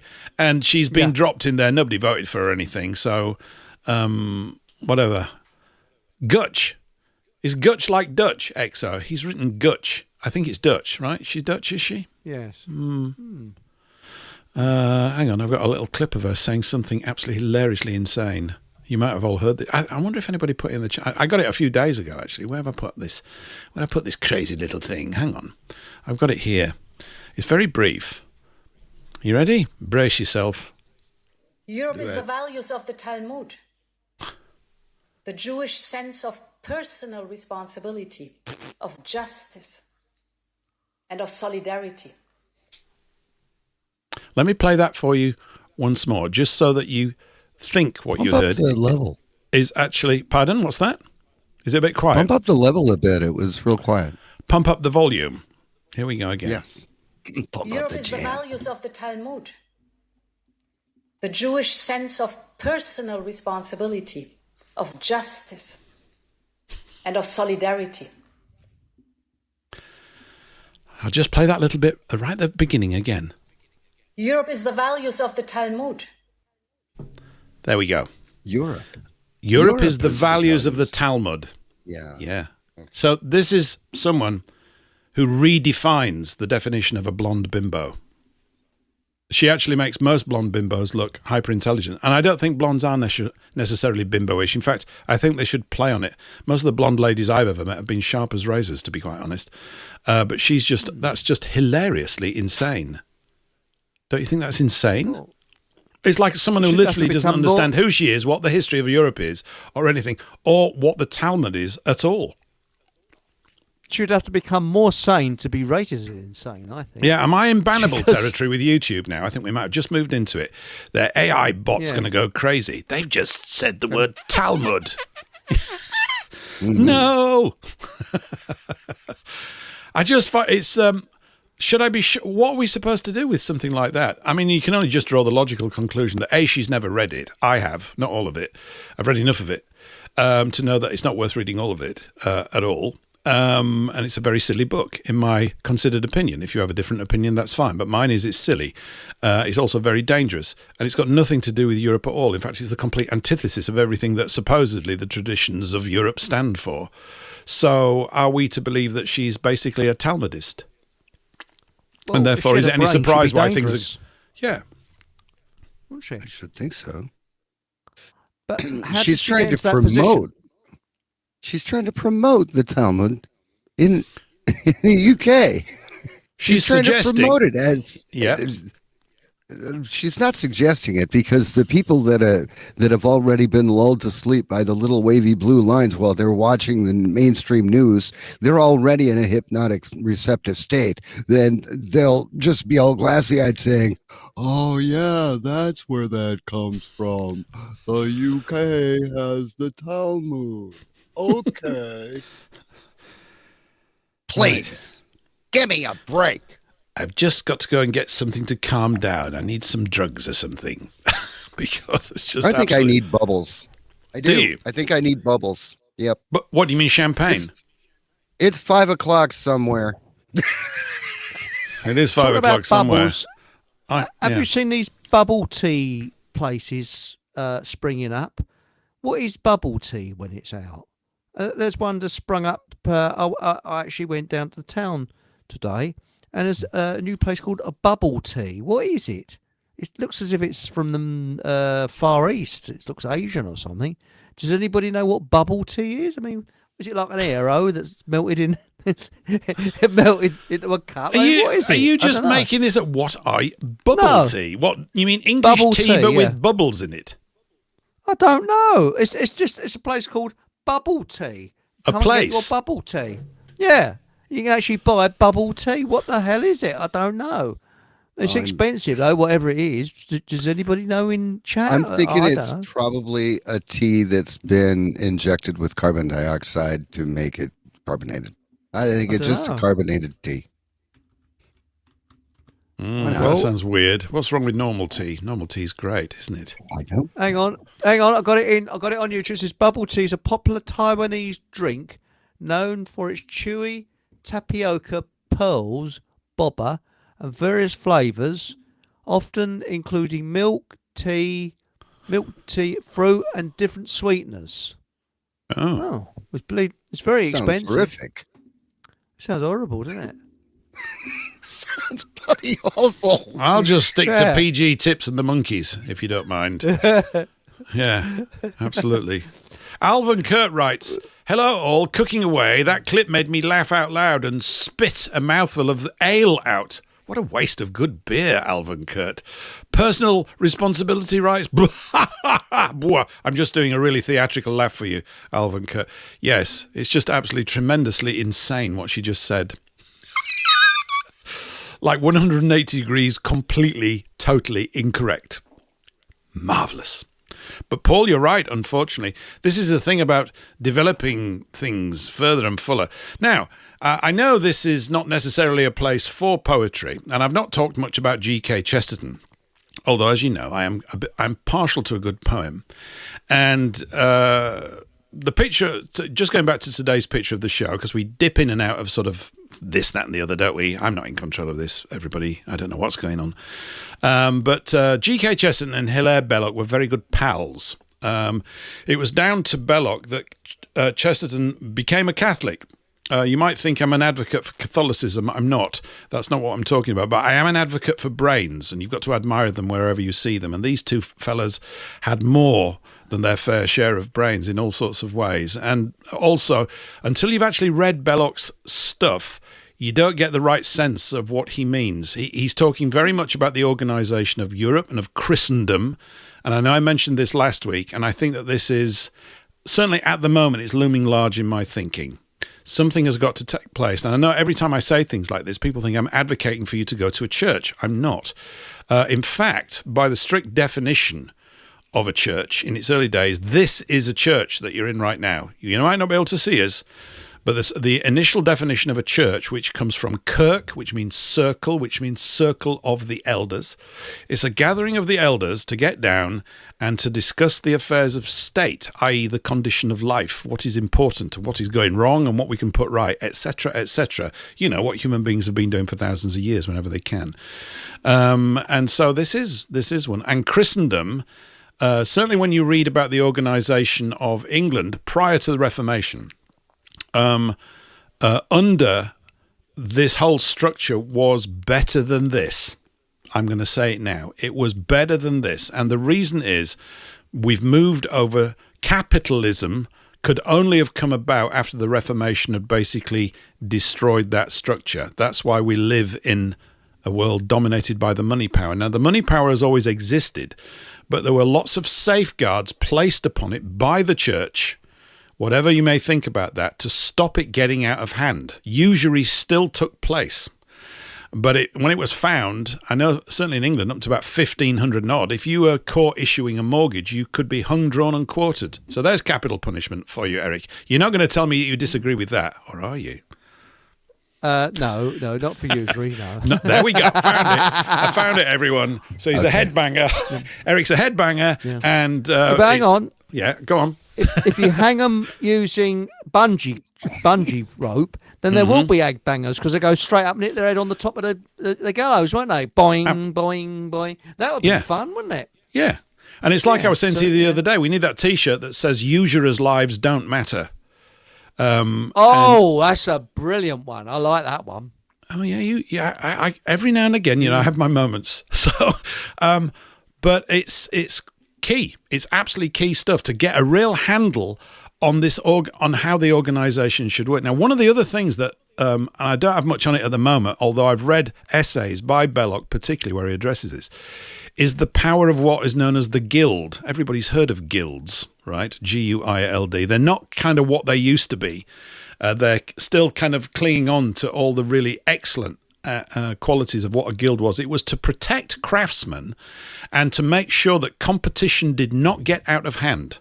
And we live in a world where competition has not only got out of hand, it's almost impossible to have any competition with those that are favoured by the money power. For example, Amazon, for example, yes, and all these other massive concerns, which are basically an amalgamation, I guess, of what we would now call the deep state, which is this combination of control of markets, control of money, which can only be achieved, through the control of money. Chesterton had a lot to say about this as well, and their thinking on broad economic grounds and how men are reduced down to a state of slavery, which is where we're headed. So the highest level that we've achieved, really, as the common working man, was the free peasant. So you start off as a slave, you move into being a serf, which is where they're trying to push it now, to get back to feudalism. And after that, we were free peasants. We owned land, and without ownership of land, you can't get nowhere. Anyway, we've also been talking about, look, I'm just trying to stitch a little idea here together so I can read you this poem, if I can find it. Here it is. It's going to take about 5 or 6 minutes, but I am going to read it. This is a poem by Chesterton. He wrote it about 1908. He's about 33, 34 years of age. And it's for us. It's absolutely for us. It was for us then, and it's for us now. It's called The Secret People. And here we go. So just sit down, get your cocoa. It's going to take about 5 or 6 minutes. There might be a few fluffs, but here we go. The secret people. Smile at us, pay us, pass us, but do not quite forget, for we are the people of England that never has spoken yet. There is many a fat farmer that drinks less cheerfully. There is many a free French peasant who is richer and sadder than we. There are no folk in the whole world so helpless or so wise. There is hunger in our bellies, there is laughter in our eyes. You laugh at us and love us, both mugs and eyes are wet. Only you do not know us, for we have not spoken yet. The fine French kings came over in a flutter of flags and dames. We liked their smiles and battles, but we never could say their names. The blood ran red to Bosworth, and the high French lords went down. There was naught but a naked people under a naked crown. And the eyes of the king's servants turned terribly every way, and the gold of the king's servants rose higher every day. They burnt the homes of the shaven men that had been quaint and kind, till there was no bed in a monk's house, nor food that man could find. The inns of God where no man paid, that were the wall of the weak, the king's servants ate them all, and still we did not speak. And the face of the king's servants grew greater than the king. He tricked them, and they trapped him, and stood round him in a ring. The new grave lords closed round him that had eaten the abbey's fruits, and the men of the new religion with their Bibles in their boots, we saw their shoulders moving to menace or discuss, and some were pure and some were vile, but none took heed of us. We saw the king as they killed him, and his face was proud and pale, and a few men talked of freedom, while England talked of ale. A war that we understood not came over the world and woke Americans, Frenchmen, Irish, but we knew not the things they spoke. They talked about rights and nature and peace and the people's reign, and the squires, our masters, bade us fight, and never scorned us again. Weak if we be forever, could none condemn us then. Men called us serfs and drudges, men knew that we were men. In foam, the flame at Trafalgar, in Albuera plains, we did and died like lions to keep ourselves in chains.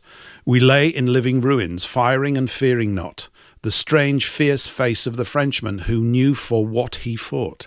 And the man who seemed to be more than man we strained against and broke, and we broke our own rights with him, and still we never spoke.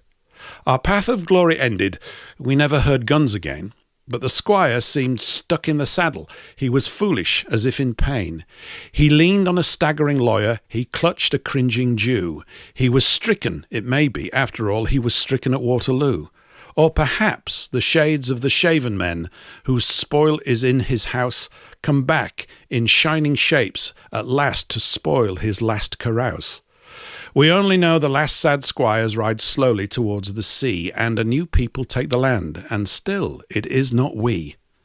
They have given us into the hands of the new unhappy lords, lords without anger and honour who dare not carry their swords. They fight by shuffling papers, they have bright, dead, alien eyes. They look at our labour and laughter as a tired man looks at flies, and the load of their loveless pity is worse than the ancient wrongs. Their doors are shut in the evenings, and they know no songs. We hear men speaking for us of new laws, strong and sweet. Yet it is there no man speaketh as we speak in the street. It may be we shall rise the last as Frenchmen rose the first. Our wrath come after Russia's wrath, and our wrath be the worst. It may be we are meant to mark with our riot and our rest God's scorn for all men governing. It may be beer is best. But we are the people of England, and we have not spoken yet. Smile at us, pay us, pass us, but do not quite forget. There you go. So you don't get culture on this show. The Secret People by G.K. Chesterton. You should look it up and read it every now and again, because it nails a lot of really jolly good things. Now, where do we go from there? Comments, anyone? I don't know what you're supposed to say, really. Better than the rock song? Well, he sums it up, doesn't he, really? Mm-hmm. I mean, let's face it, we're since 1066, we have just been slaves, full stop, end of. And apparently we work more hours now than the peasants did. A serf did years ago. Yeah. I mean, it's just getting ridiculous. You know, I mean, Yes, we do. What are we paying in all this money for? It's just ridiculous. And I've noticed prices have shot up dramatically. I usually buy my eggs from the farm for £1.65 for 6. Now it's £2 for 6. Unbelievable. That's quite a price rise. And it's going up everywhere like that. Not just a few pence, but the water. we have to pay 40% more after the 1st of April for our water, which is horrendous. Where are people going to find the money from? It's leading the country somewhere.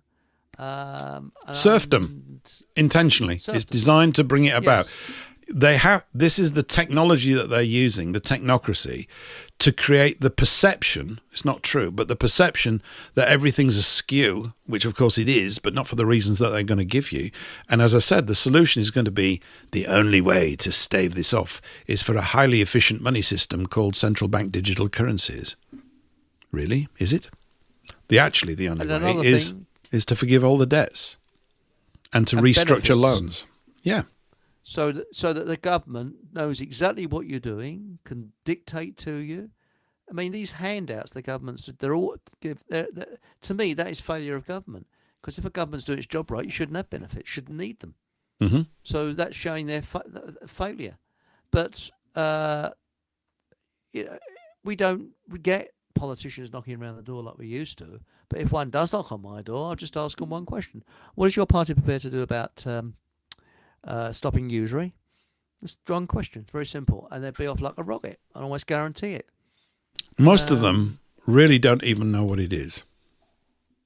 They don't, Yeah. They just don't know. I mean, because there's no awareness that it's a topic worthy of thought. It's that bad.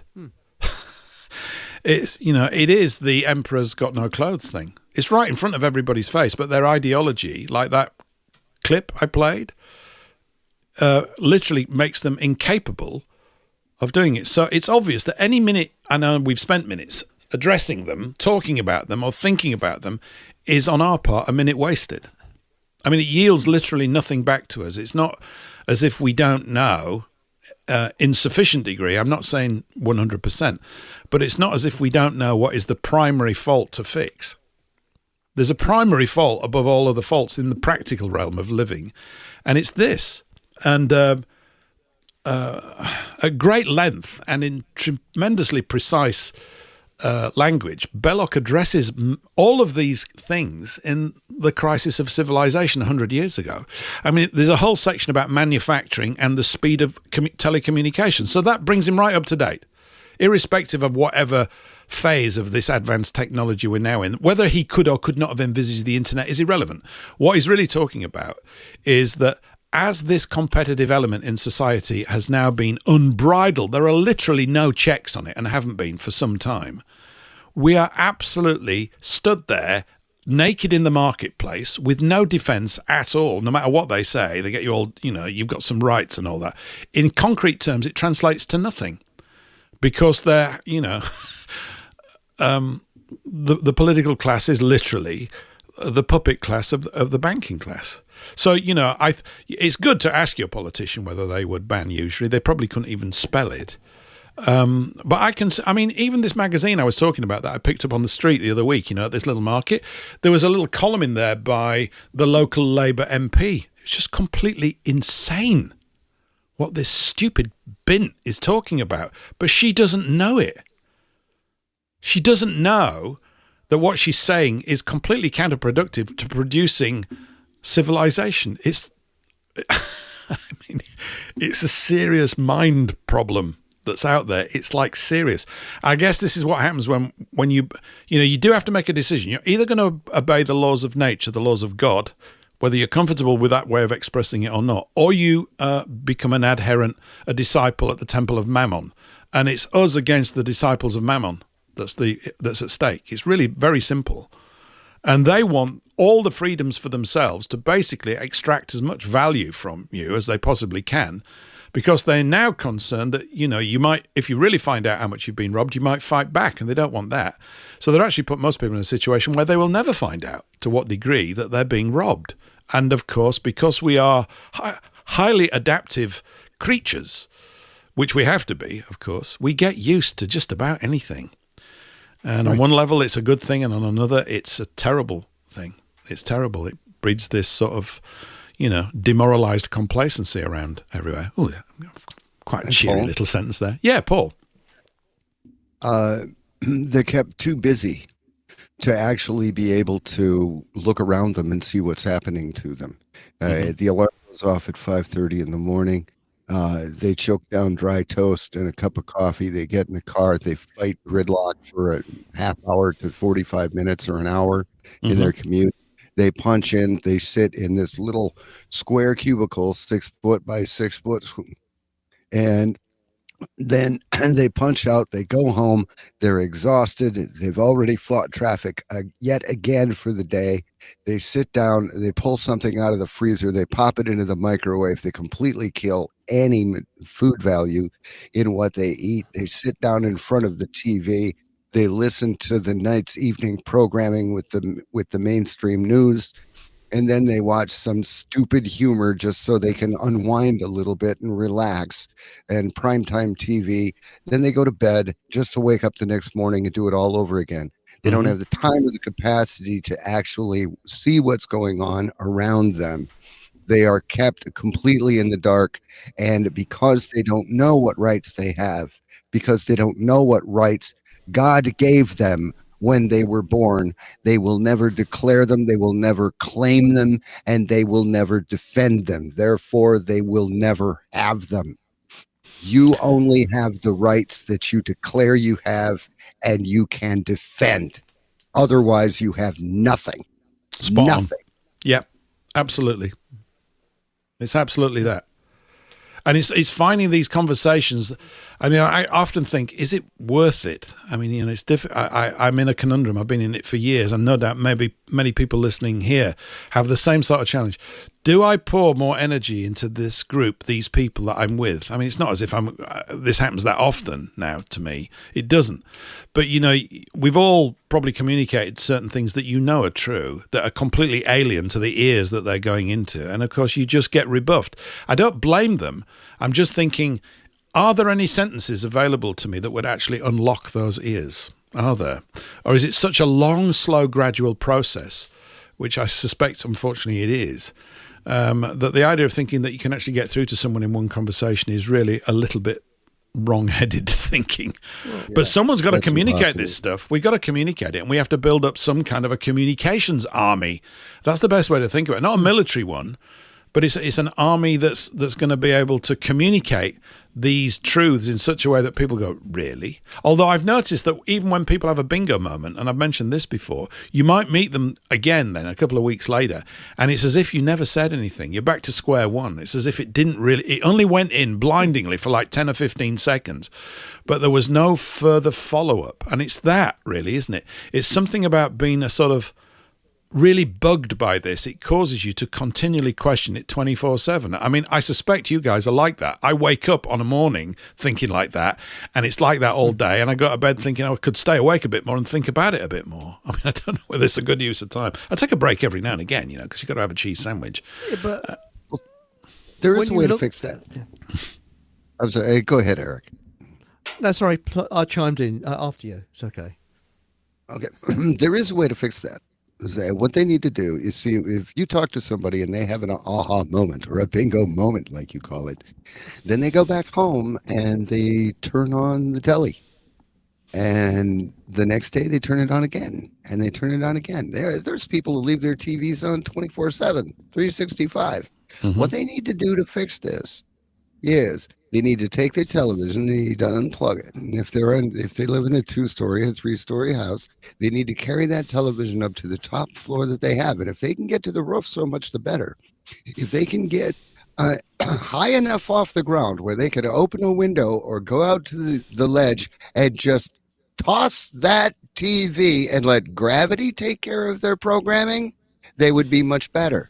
They need to turn that damn thing off, because they call it programming for a reason. Tell, lie, vision. It's programming. Get rid of it. It's difficult to get people to get rid of it, isn't it? You're right. You're absolutely spot on. I think, I don't know. Answers on a postcard, please, everybody. Someone got the magic. There isn't a magic bullet, is there? There isn't one. It's just, you know, at least you could say the positive here is that we get fed, at least mentally, all the time by being mentally so concerned about this stuff, which I think you have to be. You know, there's that other quote that if you are reasonably bright, let's assume that we are, let's at least give ourselves that sort of credit. The problem that you kind of have, the more you research into things and you become aware of things that the vast majority of people are still completely oblivious to, is it makes your life quite grindy, doesn't it? It's quite a thing. It's like the more intelligent you are about the problems of the world, the more miserable you get. You go, oh my God, it's actually not that difficult to fix, except these people don't even know what I'm talking about.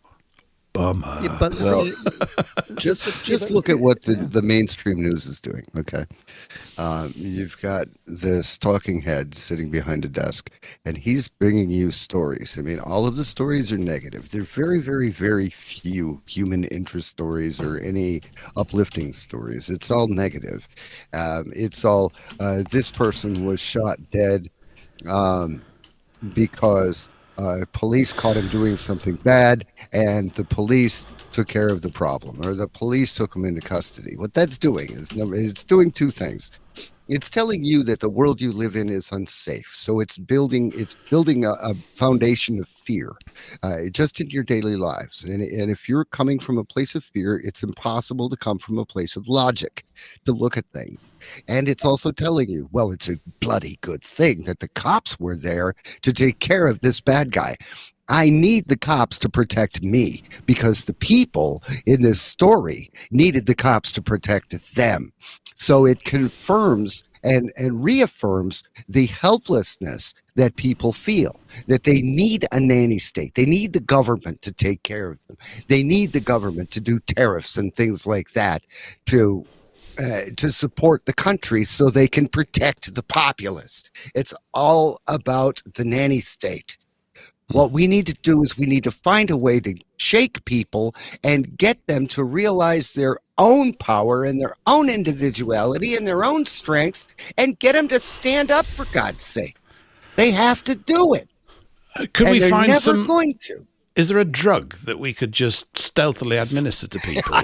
I have no idea. Well, they say LSD, like opens up. Is there a chemical solution? Can we go to awakens chemists? Any chemists out parts there? of the What can we brain. do? Yeah. Yeah, let's get some balls in a bottle. Can anybody come up with a formulation Yeah, for that? come on. Balls in a bottle. I quite like that. Bubble tea. I'd buy some. Yeah. Get your balls in a bottle. Patrick, you're back. You're back. We were speculating on how you disappeared in Cheeseland or something. Have you hightailed it back to the studio? I don't know how long I'd left you out there hanging and drying, but good to have you back. No, I was only there for a few minutes. I'm doing well. Just got back. Had some business to take care of. Sorry about that. That's all right. But, I was interested in the bubble tea conversation. I know what this drink is. It's like these big tapioca things, and you just suck them up with the straw, and it's way overpriced type stuff. But yeah, balls in a bottle. That's what I think of when I think of bubble tea. Well, it's a phenomenal price, and there's some toffs sitting in there, drinking this stuff. I mean, it's trendy. I just go for a nice cup of tea or a nice cup of coffee. Nice cup of tea. Like 10 years ago. Nice cup of tea, yeah. Nice cup of tea. Most of the time, never ever have a cup of tea in an English pub because it's normally a cup of piss. And I always have coffee when I'm out there because nobody can do a cup of tea like you can do it at home. That's what I found. Very rare do you feel a nice cup of tea. I know. It's always better in the pot, isn't it, if you make a load? So I'm always trying to encourage. It is. The one tea bag thing, you can make it work, but you've got to be patient with it. But in a pot, it's fantastic. Yeah, I love talking about tea almost as much as I like drinking it, really. And pour some cow juice on the top, some milk, but make sure that it's either goat's milk or it's raw milk. But the trouble is, you pour it into hot tea, what it does, it homogenizes it. Because it over a certain temperature, it knocks out all the goodness of the tea, of the milk. Mm-hmm. So you go and buy some raw milk, pour it in your tea, and then you've got as good as homogenized milk. So that's the secret of the story. Don't pour it in your tea. Or let your tea cool down. Yeah. Cool down? That's for mamby-pambies. Real men drink hot tea. That's what we do in this country. Hot tea. I bet you drink hot tea, don't you, Paul? Real I do. men don't put milk in their tea. Yes. Yes. Well, the English do, yeah. We're frowned upon. That it's terrible that you're supposed to put lemon in it. But I've told you that I was telling someone who was I telling the other day? About last night, actually. I was out with some people drinking wine, not tea. How about that? It was really rather nice, actually.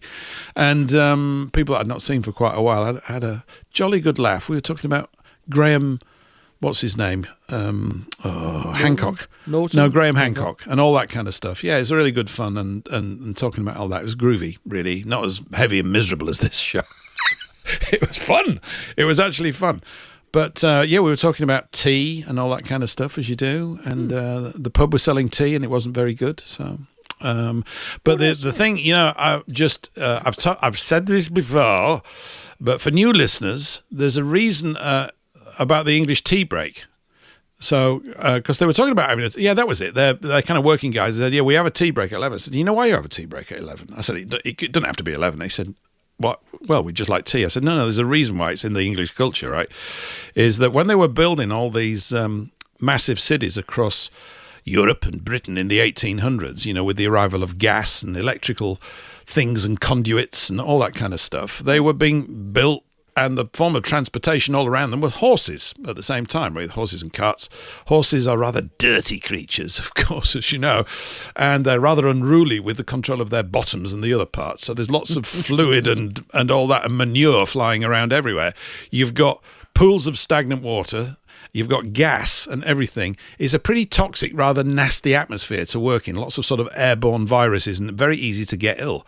What they discovered was that if you get your workforce drinking tea, which they did in England but not in Europe, the tannin in the tea lines the lining of the stomach with a kind of coating which makes it much more impervious to receiving infection. It actually makes you slightly more resilient. So they instituted it. You had to drink tea. It wasn't an option. You were going to drink it. And the amount of days lost in England to illness were about 1/3 of the days that they lost to England. That they lost across Europe in building these big. So there you go. And it's tea that made this country what it is today. Aye. And you heard about the Queen and the horse, haven't you? Have you heard of that one? Apparently, this is supposed to be a true story. Okay. Yeah, well, it's supposed to be true. Now, whether it is or not, make up your own minds, but it's supposed to be true. In the 50s, some bigwig from some country out in the Pacific, some Pacific island, Lord whatever, came over to this country, and there's Queenie next to him in one of these horse-drawn, open carriages where she's waving to people and all that. Mm-hmm. And suddenly the horse let out a terrific fart, and the Queen said, "Hey, pardon." And this king of Fiji or wherever said, "Your English is so polite. Before you apologised, I thought it was the horse." Sorry. Oh, Eric, it's only taking you an hour and 45 minutes to get one in.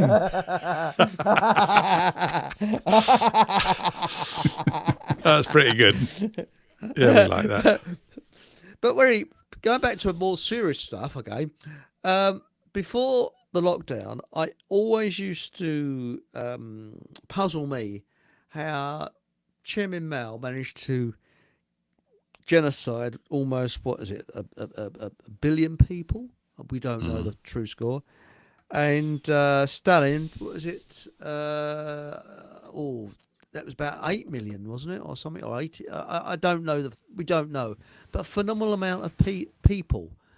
How did that happen? And how did they get to power when Stalin only got in with 7% support of the population, and Chow Min Mao got in with only 5% support of the population? Of course, they were backed up by American dollars, so we're told. And then after the lockdown, or during the lockdown, I could see the reason why. People are so bloody compliant. I was the only one walking around in a great big superstore without a mask. The only one. Mm-hmm. And everybody else walking around with these face nappies on. And there was a mobile injection unit set up in the local town square. And the police had to be called in to keep the crowds. And there's a queue wrapping around the corner of people having Williams toxic arm brew, Bill Gates toxic arm brew. And I realised people are just compliant. And that mass formation theory, which we was talking about on Sunday, it's very true. 1/3 will believe everything the government says. 40%, so it's 30%. 40% will go with the flow, and 30%, like us, can see straight through it. So that's why the government play to the 40%, and all it needs is 5% of that 40% to be pushed over to your side for any big major change. Mass formation? Yeah. Yes, mass formation theory. Yes. And it's a very interesting subject because it's always 1/3, 30%, 40%, 30%. That's why they push the notion of higher education. Then these people end up becoming the leaders in the society afterward. Right. And they exclude the people that they don't want. You're mentioning Chairman Mao. He was schooled by the University of Yale here in America. Really? They had an extension university over in China that they ran, and he was part of that. And another fellow you could look up, Sidney Rittenberg, was his handler for the bankers. What about Maurice Strong, the Canadian businessman? Yeah. I've heard a bit about him. Well, Strong died in China. He died in China, did right. Strong. He loved it so much. Yeah. It's because it's their blueprint for everything. That's what they think's great. They do. I was way off. I mean, when you said that Chairman Mao won the election with only 5% of the popular vote, I was thinking that you were going to say that they used the American system of voting. Well, no, he wasn't voted in. He just came in, didn't he? I don't think they voted in. Same with the Stalin. But the percentage of support they got was only 5% in China, 7% in Russia. That was it. Very small percentage. So how do they do it? And they obviously know exactly how to program people. And my theory is that psychopaths have the ability to hypnotize people, because I noticed that during that lockdown, the amount of people they walk around like a hypnotic trance. Yeah, but, what did they do? Most of them sat around their houses. They were locked in. They didn't have any interaction with other people, particularly if they lived alone. And the only entertainment was the television. And I thought we discussed that minutes ago. Yeah, we did. But what I like to do during the lockdown is act deaf. That was more fun than anything else. What? When someone said, "Yeah, what?" I was going to say, what? It's fun for a radio show too. Hey, yeah. What do you say? I can't hear you, Eric. Speak up. What? No, because you know when they put little arrows in the stores. You get that in America. You had to go follow the arrows. I went the opposite way round the arrows, and there was people posted, members of staff said, "Hey, excuse me, you're going wrong way." So I'd say, "Pardon? Can you come a bit closer? I can't hear you. Pardon? Sorry." And in the end, they gave up. But I always said that. "Could you come a bit closer? I can't hear you." "Pardon? Pardon? Do what?" I wasn't really deaf, of course. I think I tried that a few times. Yes. Especially when you get into that situation where it's like they're going to do something, and it's like, well, I'm just going to play dumb. What? Yeah. Or play deaf in that case. But, they loved it, didn't they? I mean, I had security guards running over to me. "Oh, mask, sir. Have you got a mask?" and all this, and all that. And I said to one of them, I said, "Well, have you farted?"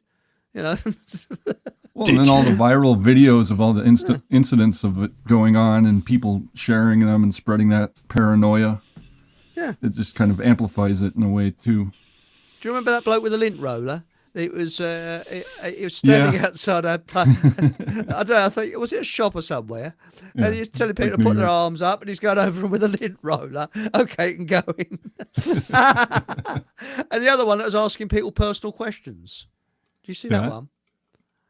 No, I don't think I saw that one. I saw the lint roller. Yeah, he said, "Excuse me, madam." He said, "Excuse me, madam, have you had the COVID jab?" She said, yes. Right, have you had a hysterectomy? And he does all these different. You could have had fun with that. Yeah, you could have. The compliance of people was just off the charts. Yeah. You could have gone and. Did you Go guys ahead. see the YouTube video of the guy that took the term face diaper to a whole new level? He went to a drugstore and he walked in. He literally had a diaper on his face, and he's walking around and he's shopping. Okay, and when he got up to the checkout, the guy said, "I'm not going to be able to check you out until you put on a proper mask." And the guy says, "Well, this is my mask." And he says, "No, here, we can provide one for you." And he pulls out one of the blue masks. The guy takes the diaper off. Okay. And what the cashier didn't know, and what everybody else in the store didn't know, was he had chocolate pudding inside the diaper. So when he took it off, he had all this brown on his face. Everybody in the place goes, "Oh my God!" I actually think they scrubbed it from YouTube. It was on YouTube, and I think they deleted it, erased it. It was so hilariously funny. I should have downloaded it. Did you see that English woman? Face diaper. Oh, I like that. That's brilliant. Did you see that woman took her knickers off? Woman said, "Oh, you got to have a mask." So she took her knickers off and shoved them over her head. But it was just bonkers. Absolutely. The worst thing I ever saw was a woman that had a mask on, and a poor little kid in a pushchair not only had a mask on, but had like a you know what the security guards wear, with a plastic visor at the front, like a plastic visor over his head. Yeah. Little tot sitting. Face I mean, that's right. Face shield. Oh. It was it's cruelty. And then when Biden came out with 2 masks, not just one I mask, he remember had to have 2 masks on. Sorry, I'm just thinking that chocolate pudding thing. That's hit my funny bone. If we have another lockdown, that's given me ideas. You know, if people only knew that when the mask mandates came out, it was a CDC administrative rule, and it only applied to CDC employees. It never applied to anybody but Centers for Disease Control employees. Oh, but the media ran with it. Yes, they did. So that's the real control there. Well, have If you can seen get control? Sorry, please continue. Oh, I was just saying, if you can get control of the media, you can get control of the populace. I guess that's the moral of what we're talking about here. It is. Yeah, it's a key thing. Yeah. It is. If you've got the communication high ground, it's really difficult for people with smaller operations to do it. And, you know, this is the idea of a free press would be that the ground is it has to be regulated. Otherwise, the big players, which now exist, arise, and it just gets worse and worse and worser, I think is the correct word to describe it all, as it does, because there's no safeguards for the little guy. And you know, if we look at the rise of the money power since the Middle Ages, since Henry, since the Reformation, since this unbridled use of usury, that's what's happened in every single field. So I guess, you know, over here we think, yeah, it'd be nice to have, you know, Bill Smith be my cobbler and all this, that and the other. It's a much more natural way for us to operate. It's how we would like it to be, like living in Hobbiton or something like that. This supposedly, an ideal which used to exist. Yeah, it's not sort of something made up. It actually used to be like that, because, as I was saying, you know, the power of the guilds to protect barrel makers, so that some bloke couldn't come in and set up a large barrel making business in your county and undercut the price of everybody and put them all out of work, creating loads of social distress. It's needed. And you see, I'm completely for tariffs. I don't believe in free trade at all. I believe in total national commercial boundaries.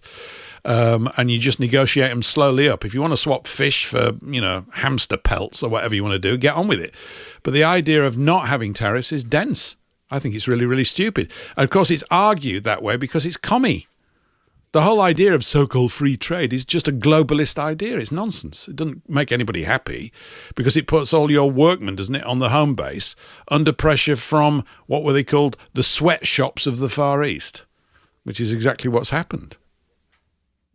So I think Trump should just raise tariffs on everything. I don't care when they're all bleating about it. So it's because the people that govern all of our nations have fallen into this interdependence crap. Oh, yeah, we've all got to be reliant on one another. No, we don't. And that's to destroy nationhood. The whole thing is about destroying nations. You can't have communism if people actually identify with their own nation and their own culture and their own people. Actually, identify is not a strong enough word when they know that that's the most important stuff to them, which is where we've had all that diversity, which has been, the natural cultural diversity of different peoples, which is a great thing, I can't remember. I mean, I don't remember there being so much sort of interracial hatred, supposedly, and stabbings and, kiddie fiddling and all this when it was like that. Maybe I'm deluded, but because it just couldn't happen. The opportunities for that to take place didn't exist, so that's why it didn't happen. And that's why we've got to get back to it, in my humble, parochial, NIMBYist attitude. So I love being a NIMBYist. I just think everything that they actually attack is exactly what you should be. Just go against every single thing that they say, because it's only going in one direction with what they say, isn't it? That's what So there was a comment in the thing about someone saying that they didn't comply with anything during COVID. I'm exactly the same. I did nothing at all. Will you put a mask on? No. Stop talking to me. I remember in the supermarket, you said, Eric, I remember at the time I was often in the supermarket, the only person without a mask on, staring people down if they even, it started to get uppity with me. Because it's just nonsense. Oh, bloke come up to me and said, "Where's your mask?" I'll tell you what is strange. I'll tell you what is strange is that we've nearly run out of time. So I need to look at this. We've run out of our time slot here on WBN. Anyway, we're coming up to the close in a minute and a bit. So I'm going to do an overlapping song, which will start momentarily. But just to let everybody know on WBN that we're here every Thursday at 3 p.m. US Eastern, 3 till 5 US Eastern. And in the UK, that's 8 p.m. to 10 p.m. We carry on with this show as we do most weeks on Rumble. And on Radio SOAPBOX and on YouTube at the moment, because I'm being optimistic and naive and can't wait to get thumped. But maybe this one will get, I don't care. Anyway, we're looking at other options around that kind of stuff. So we'll be back again same time next week. If you want to carry on listening and plug in, Rumble's probably the best place to go to, I guess. Go to paulenglishlive.com and click the Rumble link there on the left. It'll bring you over with all the other reprobates in the Rumble room. I'm going to play yours out with a song. Jerry Rafferty, Get It Right Next Time. I've played this before, but it's a groovy little number, so we're going to play it again. It's about 4 minutes time. Go and get your cocoa or your bubbly tea or whatever it is, and we'll be back after this.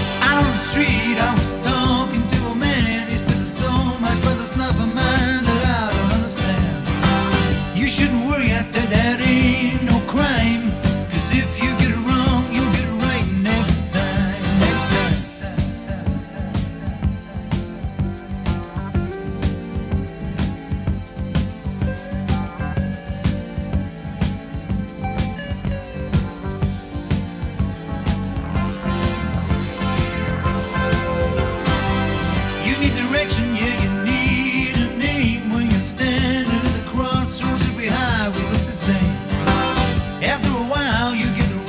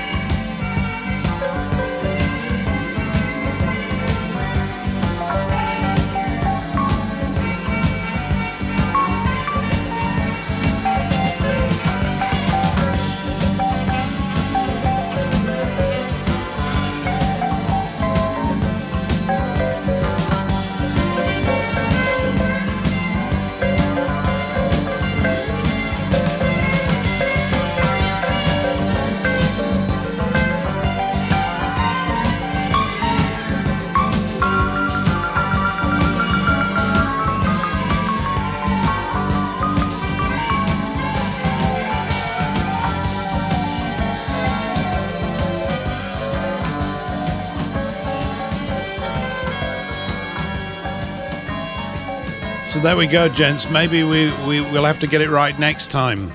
Groovy little number, that, by Jerry Rafferty. That'll probably get it banned from YouTube. They sometimes get a bit cross about the records these days.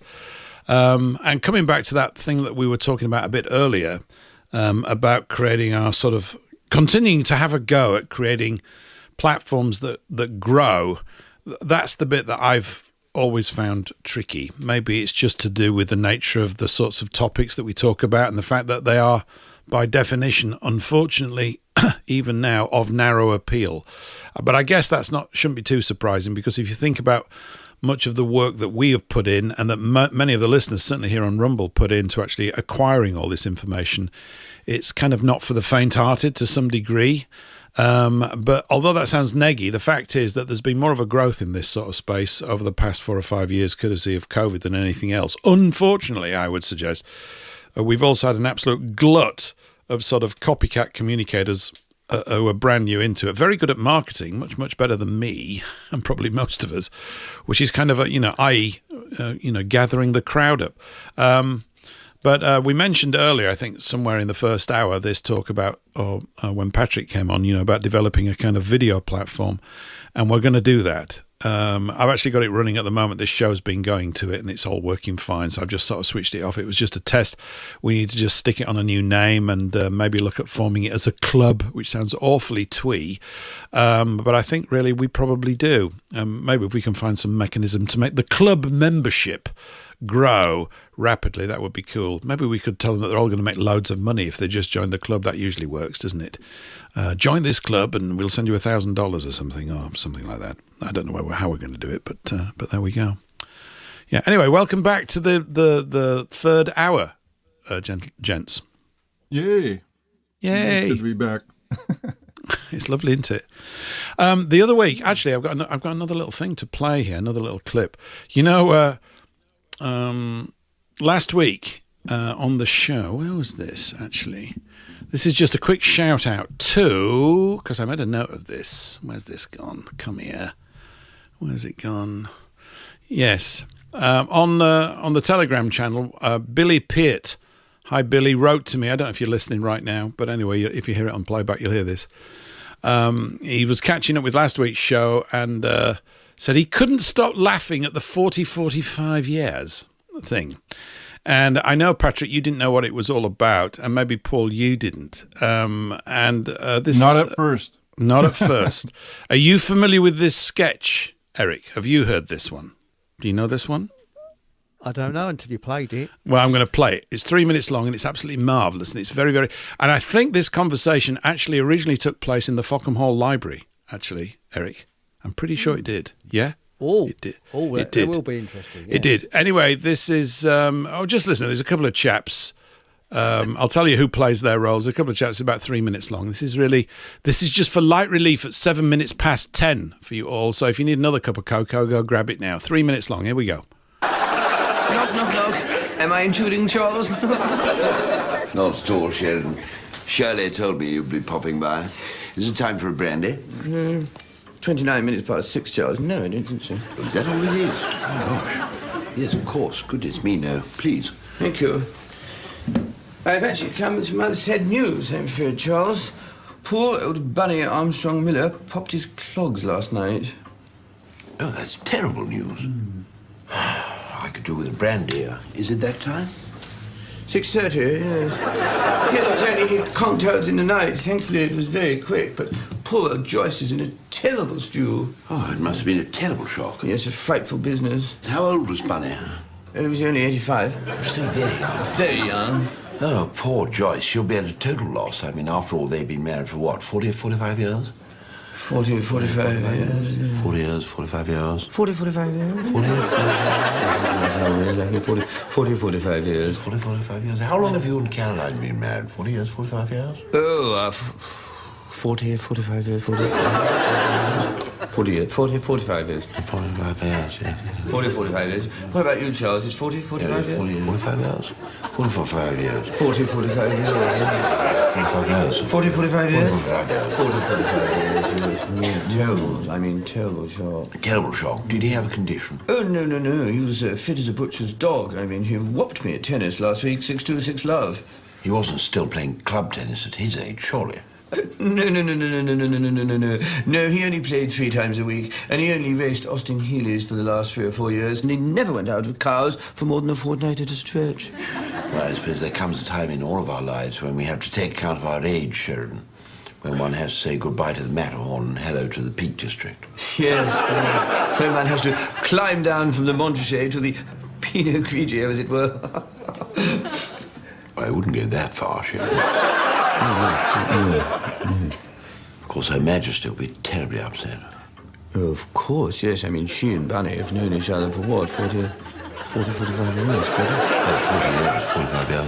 40 years, 45 years? 45 years. Oh, 45 years. I top you up. It's a very good brandy, Charles. How old is it? 40 years, 45 years. 45 years. Interesting to think, isn't it, that when this brandy was cast, Bunny would have been, what, 45 years old? Well, I suppose if it's 40 years old, he would have been 45. If it's 45 years old, he would have been 40. So 45 years. 45 Poor old Bunny. Poor old Bunny, but very funny. Anyway, that's very English humour. I just thought you ought to hear that. And thanks, Billy, for finding the clip. And one of my favourite sketches ever. And so there you go. I just... you ever heard that one before, Eric? Never heard of it before, no. I mean, I was thinking, is that Peter Cook and Dudley Moore? But no, it's not. It's not. That was Harry Enfield and Paul Whitehouse. And... really? Yes. I mean, there's not even a joke in it, is there, really? It's just them. They're brilliant. Yeah, Sheridan, who's played by Paul Whitehouse. What's the delivery? Yeah, well, they're 2 doctors, right, who work in Harley Street. You should see all of their sketches that they come to. They're fantastic. And I'm sure those guys used to come to Fockham Hall quite regularly, Eric. They're the sort of crowd that would rock up there, I can imagine that, yeah. And they probably stayed there for, what, 45 minutes or something like that? 45 minutes. You'll be saying it forever now. Actually, I mean, looking at the clock, we've got about 45 minutes left, actually. So it's all, it's all meant... pretty good, yes.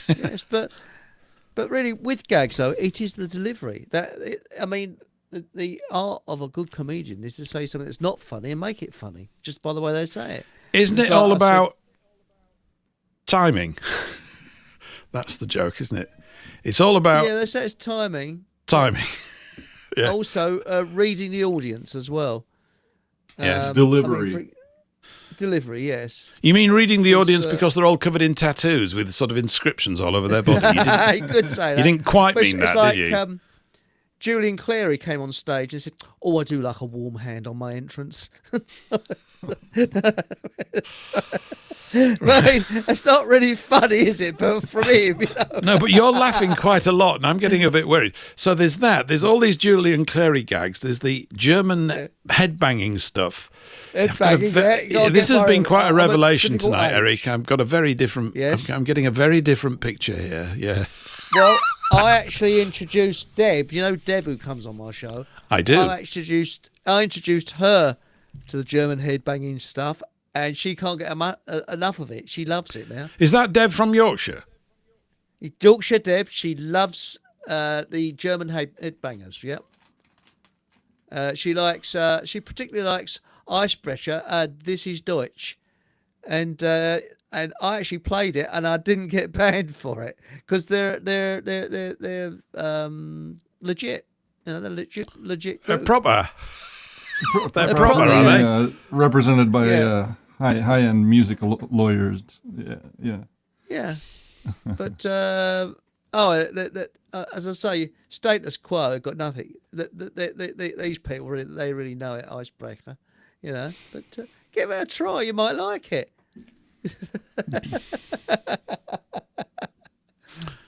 I'm trying to bang my head right now, but it's giving me a bit of a headache already. That hurts. I've no idea why anyone would do it. If you do it for 45 minutes? I mean, that's not going to... 40 or 45 minutes is going to really hurt your head, 45 seconds. Yeah, 45 seconds. Oh, yeah, 45 seconds, actually. Yes, absolutely.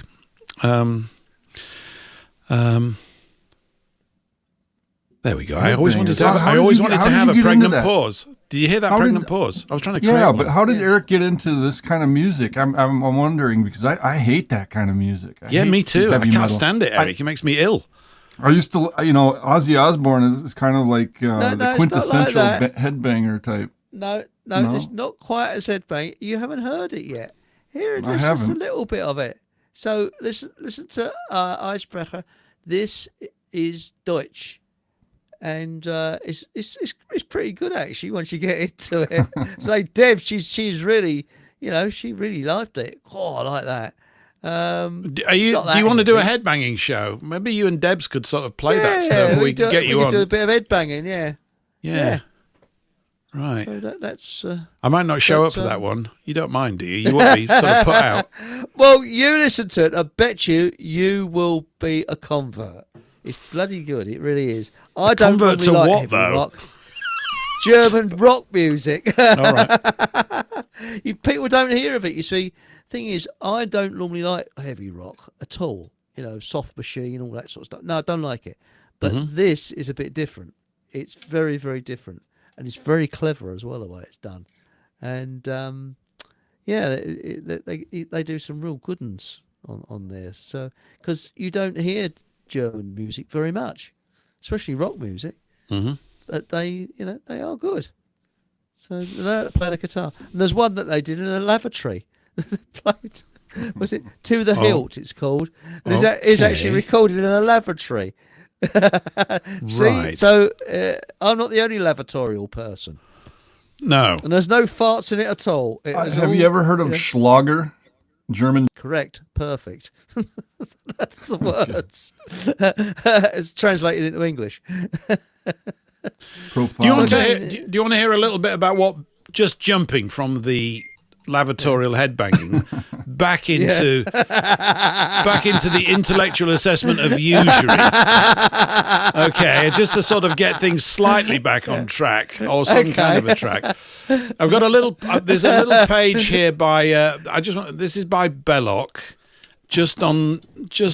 This is how he writes about usury. It's quite good. This is only a minute read, if that. Right, he goes, usury so extended throughout a community, so taken for granted, lays the community under an unjust tribute, and at the same time becomes the central controller, whether through productive or unproductive loans, of most social activities. The larger the unit of capital present, the easier the transaction called emission of credit.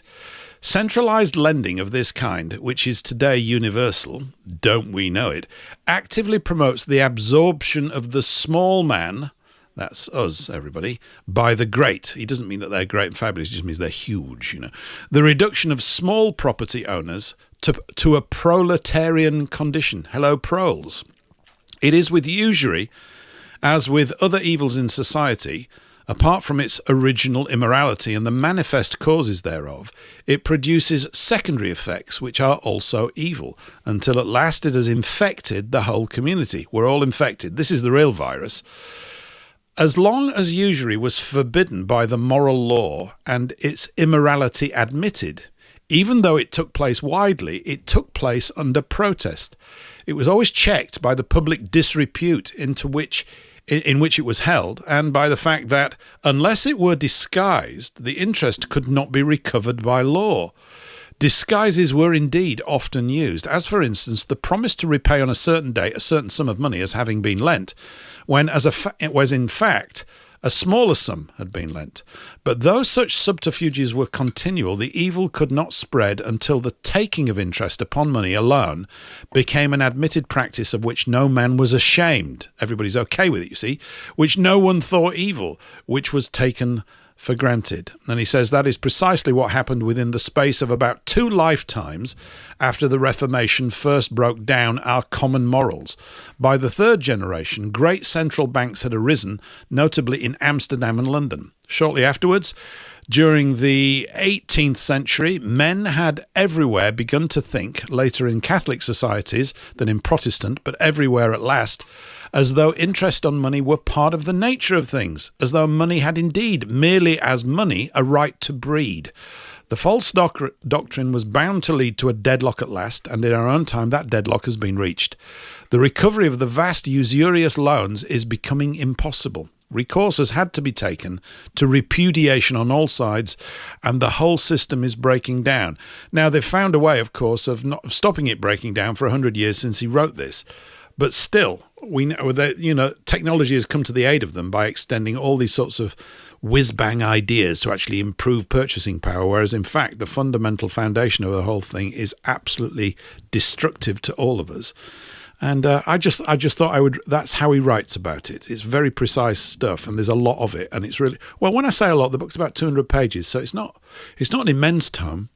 That's from The Crisis of Civilisation by Belloc. So there you go. I know you probably did learn written? About 1915, I think, something like that. Pre-war, maybe not, or during the war. Or maybe just after 1920s.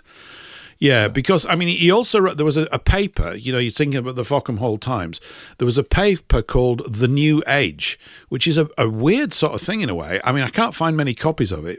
It had a very high reputation. Some of the writers are absolutely, the leading thinkers. Age? The New Age here in England. In England, because I think in America we had one, and it was put out by the Freemasons. Okay. It was their main magazine. Yeah, this had people like George Bernard Shaw writing for it, who I'm not a fan of, and there are pictures of Belloc and Chesterton with Shaw, so I suppose they must have had some commonality of ground. But they're buddies. Yeah, sort of. Shaw was a champion of socialism, but Belloc points out that socialism is basically a false solution. It's a complete red herring. It doesn't work because it doesn't address this issue. You don't address this issue, you can forget everything else. Is just all the isms are all a con. What we're dealing with now is socialism, bringing in all sorts of different social, cultures and whatnot, the diversity and under the banner of socialism, socializing with these groups that don't get along very well, putting them all in one geographic space and expecting them to I don't know what they expect, but it's to divide labor more than anything, to keep people from asking for a higher wage for their labor. Absolutely. I'll just read you these. I'm just glancing at these next couple of paragraphs. I could read this all night, but you probably all go to sleep, I suppose, or it doesn't make for really great stuff. Let me just finish off this little sub-paragraph. He says, because it addresses kind of what you just said.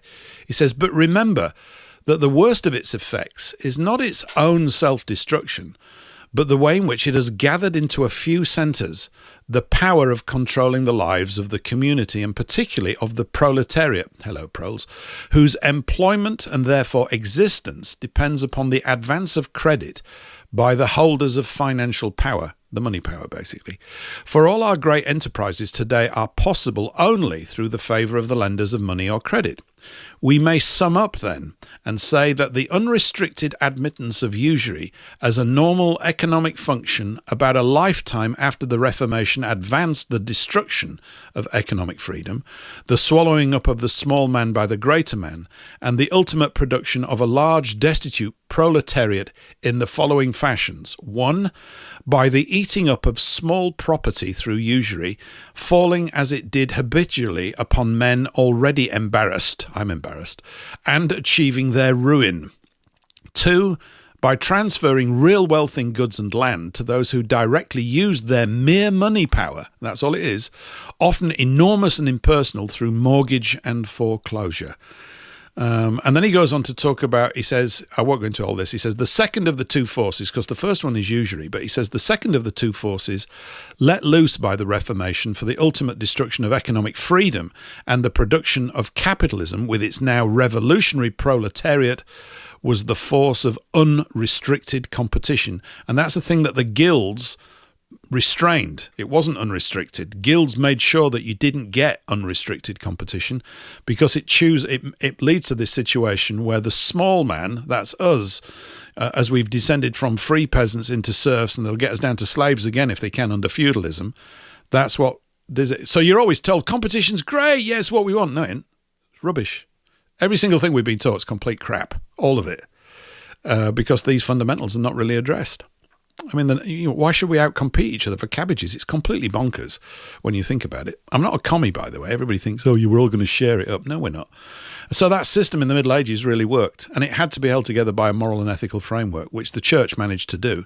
Although, as I said, as Belloc points out, it was falling apart. And his line there, the Reformation advanced the destruction of economic freedom. It had already begun during the tail end of the Catholic control of England anyway, and probably most of the other countries in Europe. But the Reformation basically like turbocharged it. It opened the sluice gates and bang, we moved into this new phase. And of course, by what we're talking 1530, by 1692, is it, or whatever, we've got the Bank of England.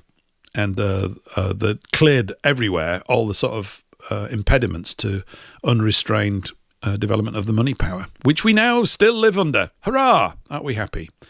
So we're amongst groups of really brilliant men who all understand this stuff, and we've still yet to find a way to bring this thing to heel and to crush it so that it can't rise again. So it was 1692 the Bank of England started? Yeah. And then 100 years later, the American Revolution happened? Mm-hmm. Yeah. Oh.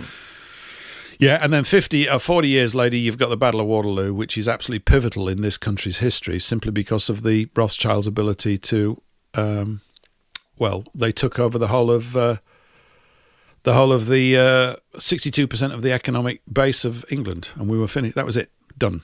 They've been in control ever since Waterloo. Ta-da! And then control the Bank of England. Were they part of establishing the Bank of England? Well, I don't know I don't think they were in 1690 odd, but they came here in the 1700s, and they must have been at some point, because they played a role they had their agents in the South for the Civil War, but that's what 1860s. So it may be 1700s that they came here, but they were certainly here by 1815. I can't remember what the exact dates were, but that's definitely part of it. Yeah. I mentioned that really bright guy, Chris Langan, the other week. I think I mentioned something from him. He had a post up. He was responding to a comment that somebody had made into him. I won't read the whole of it. He says, the comment that came in was, England is being conquered. The mayor of London is Muslim, Birmingham, Blackburn, Leeds, blah, blah, blah, blah, blah, blah. He said all of this was achieved by only 4 million Muslims out of the 66 million people in England. If these numbers are correct, we don't really know. And he goes on the number of mosques and all this kind of stuff. But Langan deals with it completely accurately. He said, yeah, England is being conquered. And yes, this is an invasion. However, this particular invasion did not begin with Muslims. No, it did not. It's not even their fault. They're being used as a pawn in all of this. It's still a problem, nevertheless. It began with Zio-banksters freely let into England by English royals and bureaucrats as an easy source of fast money, courtesy of the Reformation. That's what happened. That's really what happened. Have you ever heard of the term millenarianism? Yes, I have, but you're going to have to redefine it for me because my brain's gone blank, but I've definitely heard of it, yeah. I think it's what ended up becoming Zionism. Right. In Christian circles, where it's the rapture type mentality, like there's going to be a second coming and it's going to bring in 1,000 years of peace, or however long they consider it, and hence the term millennium or millenarianism. Mm-hmm. So, and it's been a long time heresy of sorts that you could say it goes back, to the time of Christ, and that's run parallel with the church ever since then. And what it did in England was create people like Oliver Cromwell, and led to this idea that the Messiah, the second coming of the Messiah, coincides with the Jewish first coming of the Messiah. So they're involved. It's like a socialism between Jews and Christians, you could say, where instead of being separate by religion, they make this secret pact amongst themselves to cooperate, kind of like the Freemasons do. So I would consider that socialism of a sorts. Yeah, and that's how it was enabled to operate in Christendom, which the Reformation enabled it to really take hold of the institutional power, and eventually collapse the Christian monarchies to the point we have it today. Yep. I've just put the link to that Chris Langan post in the Rumble chat, and I would suggest to all of you, you give it a good. It's a great summary. You've probably heard much of it here before. I know it sounds a bit cocky, but it's true. But he sums it up. It's great. It's really good. Particularly point 3. Is Chris Langham? He's the brightest man in the world. He's in your neck of the woods. No, seriously, he's got an IQ of 192. Oh, that's the guy. That's the guy. Yeah, he used to be a bouncer for 25. He's the most astonishing sort of history. He was a bouncer in New York nightclubs for 25 years. And then he got a bit bored with it. I don't know why he was a bouncer for so long, but he's very, very bright. And you can find interviews with him. So here we've got one of the brightest guys on the planet, and we've still got to figure out a way to turn this round. I mean, point 1 is he talks about the Rothschilds and lending money to the British Army and Waterloo and all that kind of stuff. So that's great. 2, he says, with regards to England, its wealth depleted. England was forced to take hat in hand and beg the Rothschilds for money. Yes, being the humanitarian that he was, Rothschild bailed them out. Ever since, Rothschilds have controlled the English economy. I've been banging on about this for years, but many people here know this already. From the ground up, in no time flat, they gained dominance over the European economy, which they smoothly parlayed into control over the world economy. That's why they own the Federal Reserve. Okay, so this stuff is absolutely vital, and that's why it's not taught. Money is power, he writes in point 3. Thus, very soon after they took over the English economy, the Rothschilds and their fellow banksters effectively took over the English government. This is why I've never voted, and there's no point voting because it's a waste of time. As every Englishman knows full well, you all do, don't you? The English government has never had anything but utter contempt for English commoners. Hooray! We've got nothing but utter contempt for them, of course, in return, but we didn't start it. It despises them in an off with their heads kind of way, just as it once despised its American colonists. Absolutely true. We've always had the same enemy. Number 4, he says, consistently with the Coudenhove-Kalergi population replacement plan, generously funded by Warburgs and Rothschilds from the 1920s onwards, the banksters have used their control of the English government and its EU umbrella bureaucracy to unleash a flood of third world migration. That's the flood, by the way, that's referenced in the Bible. Yeah, go on. The United Nations to that. Yep. Which if he were in New York City, he would have seen a lot of the United Nations type people. He would, because it's just in and out constantly. It would. He said so. That was point 4, and the last one's point 5. He says, as a result, London is now an Islamic city and other British cities are on its heels. But don't worry, diversity rules. Yes, of course.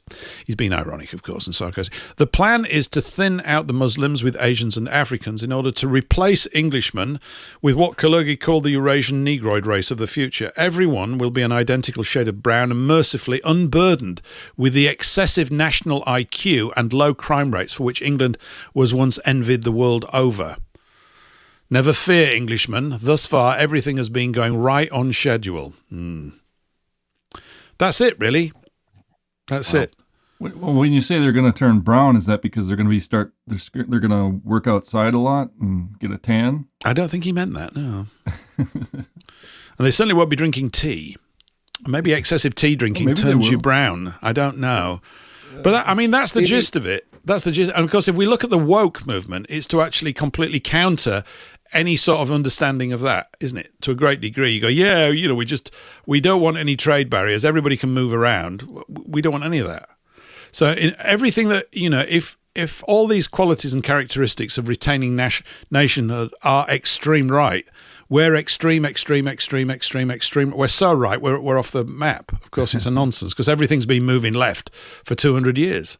Eric was talking about Churchill earlier. He was talking about Churchill, how it would be nice to go back and put words in his mouth of a sort. But I think I have copies of his speeches where he literally plays out what's going to happen post-war Europe with the loss of borders and the mass migration of peoples into Europe. He talked about that during the war. As a plan for the United Nations getting together and creating this utopia type situation. So they already did this. I should find it for you because I've come across it a few times playing it back. I've got thousands of hours of it, of old World War II broadcasts, and it's just fascinating listening back to the brainwashed nature of people. And the reporting and how they were getting people whiz bang amped up to go to war, and just the thrill of victory in the air. And they had a good propaganda. You're talking about Charlie and his orchestra, but I think America had a much better propaganda ministry along with the Brits than the Germans ever did. Do you think it has something to do with the year 92?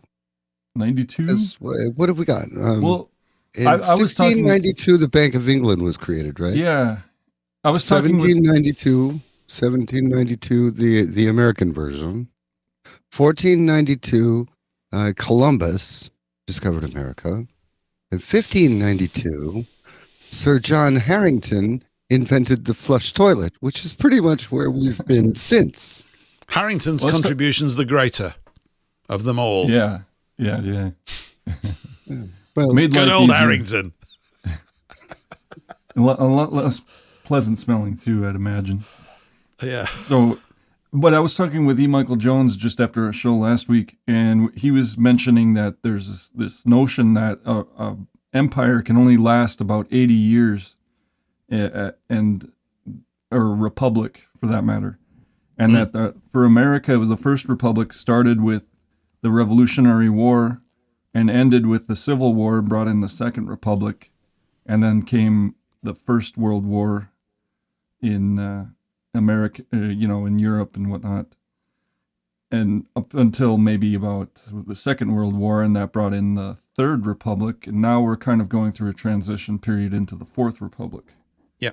And all of the wars were created by bankers to bankrupt countries so they could loan money.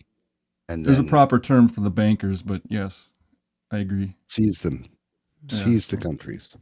I mean, the American War, one side was funded by Britain, the other side was funded by France, but France couldn't afford it, so what did they do? They got the money from Britain. So we had no choice but to go bankrupt because we were pushed into wars that we couldn't afford. That never should have happened in the first place. So now we know the backstory. It's worth repeating it often. It actually boils down to a few really pertinent sort of dynamics that are at play, and so we are faced with solving it, or someone is. Anybody? Any solutions? Anybody? I still quite like the chemicals idea, Paul. Actually, any chemists What's here? That? Balls in that? a bottle. Balls in a bottle. You take it. You've suddenly got testosterone in a jar. Yeah. By the way, you know you were talking about toilets earlier.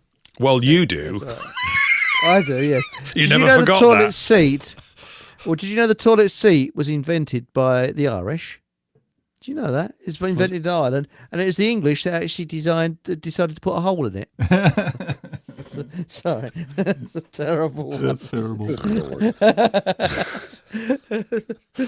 I always get slightly nervous whenever we have anything to do with plumbing or toilets, Eric. Slightly on edge with the whole thing. But no, I'm sorry I started it. My fault. No, it's all right, Paul. You're Changing allowed. the subject slightly. I mean, when you look at the American Civil War, the North was bankrupt, and it was Lincoln that introduced the greenback. That's tided it over, and of course he was assassinated by John Wilkes Booth, who was Sherry Blair's great grandfather, because her name was Sherry Booth before she met Blair, and that's the ex-Prime Minister of Great Britain I'm talking about, his wife. But then, of course, Britain was bankrupt in 1914 when First World War started. So they introduced the Bradbury Pound, which I'm sure the people in chat know about, by Lloyd George, who was Chancellor at the time. And then when he became Prime Minister, he somehow, for some weird reason, phased it out. And nobody knows the reason why, although we can guess. And that's it, basically. And I think that, again, usury has to have wars in order to keep going and to get countries into debt. I mean, when you look at the First World War, what those poor souls went through and what they were promised and what they came back to worse poverty than when they left. And people don't realise that in 1918, 1919, in fact, 1918 was the lowest turnout ever up to that time of people voting. And this country was actually just teetering on the edge of a revolution, just teetering on the edge. And it was very, very skillful manipulation by the secret services that prevented it. So a lot of things happened in 1921, such as the Firearms Act, and also the British Legion was formed. And, when World War II was declared in your country, how was it? How was it promulgated? What did you go to Parliament? Did Parliament do it? Was it an act of the Prime Minister? How did that work? Well, no, the Prime Minister actually gave Germany a deadline. And the deadline was if they do not stop invading Poland, I can't repeat it verbatim, then a war exists between Germany and Britain at 11 o'clock. So the Prime Minister declared war. That's right, Neville Chamberlain, yes. Yeah, it was never promulgated by the Parliament properly. No, it wasn't. But what people don't realise is that it was a coalition government during World War II, and there was two prime ministers. There was Attlee and Churchill. Now, Churchill was the mouthpiece, but the person that was really running the country was Attlee. That was what was really happening. So there were two prime ministers. What yes. were they called? Prime ministers? How did that work? No, what it was a coalition government because there was no elections. So by some strange way, Churchill became prime minister. He took over from Chamberlain. So what happened before the war? The Conservatives were in power under Neville Chamberlain. And then when war was declared, there was no elections. So what they did, they had a coalition government where Labour, who had the highest amount of votes, and Conservatives, they got together. So the leader of the Labour Party was, he was actually the man that was, Clement Attlee, was actually running the country, whilst Churchill was going around spouting his mouth off. That's an actual fact. So, yeah, in America, it was kind of a similar situation where it was up until 41 when I believe it was the presidential election that was going on. I'm not certain about that, but I'm pretty sure it was a run up to the presidential election, because that's when Lindbergh was running as the third party candidate, which is quite rare to get a popular third party in America that had a chance to make it. But he lost because of the fact of Pearl Harbor. And it was after that obviously that they were going to war. So but that was engineered. His chances were slim. But I can understand Americans' feeling, because if I was in America at that time, I would want to be in isolation. I would have actually backed Lindbergh. Why should America get involved in the European war? You know, but when you look at it, Roosevelt knew that Pearl Harbor was going to happen. We all know that now. Lying out of his back teeth, he was. Awful person. Evil man. But when you look at all these films, as I say, there's two versions of what happened in World War II. The Hollywood version that the majority of people believe, and what really happened. And that's it, basically. You know, it could well be that a path to a solution to this could be given a great boost through politics, not with a view that we could have a political party with these policies get elected, but to be in a party that held, and I know there are some, I think there's the English Democrats and maybe the British Democrats or whatever they're called. I don't know all the names of them. There are all these little, of course, the history of them is British Democrats. Well, when they get together, English Constitution Party. Yeah, sorry. When they get together, there's often so much seems to be a history of infighting, whether that's genuine or is brought about by agent provocateur, I don't know, but there's certainly a history of it, and it's difficult. The idea that those parties would gain power would not be the goal. I mean, you'd state that it was publicly because people think you're insane not to state it, but it wouldn't necessarily need to do it. I mean, it's in the same way that, like, I think somewhere in Australia, the Green Party has colossal power because it's got these sort of deciding votes in decisions. So, you know, they've only got a small handful of seats. And they're able to sort of influence it that way. But a political machine in the sense of, so you form a party, but the purpose of it is to develop its communications side off the charts. That's the real thing to work on. You know, we need to find a modern day Goebbels in simple terms. But that's what the British Democrat Party are doing. They're actually going for, I've got a feeling they will actually come round and knock on the door. Well, I better go work for them then. Yeah, or something. Anything that's constructive, that's out there on the street, that's doing things. And at least if you're doing it with people of like mind, at least you can hold your own sanity in good condition whilst all this is going on. And, you know, it's not with the view that you're going to gain power, but if you start to actually affect people, because that's really what people need to see. They need to see a sort of unified group of some sort that's coherent and that's saying the right things and that can back it up with factual, truthful sort of expositions of it, brief, short, wonderfully entertaining YouTube 3-minute videos to get complex points across in bullet point versions, you know, because of the supposedly massive reduction in people's attention span. Maybe it's only 10 seconds we've got these days, you know. Yeah, but that's what they do. They're putting up around where I live, and I've had their leaflets through the door. That's how I found out about them. And I believe that they're an offshoot from what used to be the BNP. Yeah. Because you know what happened to Nick Griffin in the BNP. Did you ever hear what Well, there was some kind of undermining process. That's all I can really say. I'm not knowledgeable about the details of it, but I suspect, you know, no smoke without fire and all that kind of stuff. Yeah, well, their policy was to eradicate usury, to actually outlaw usury. And he had a knock on the door by the men in funny suits. And he was basically told that if you don't take that out of your election manifesto, we will destroy you, and we will destroy your party, your political party. He didn't take it out of the manifesto, and look what happened. They destroyed him, and they destroyed his party. Yeah, they're going to the BNP today. They're going to coach it in terms of Semitism, pro-Semitism versus anti-Semitism. Yeah, that's how it goes with that, and it's always been the British liberal position, in as far as usury goes. And you'd think that being a Labour Party would be more prone to be against usury, since it's supposed to be about the working man, but apparently, not. There's a lot of Jewish people against it, because when we're talking about the money people, we're talking about the psychopaths tops.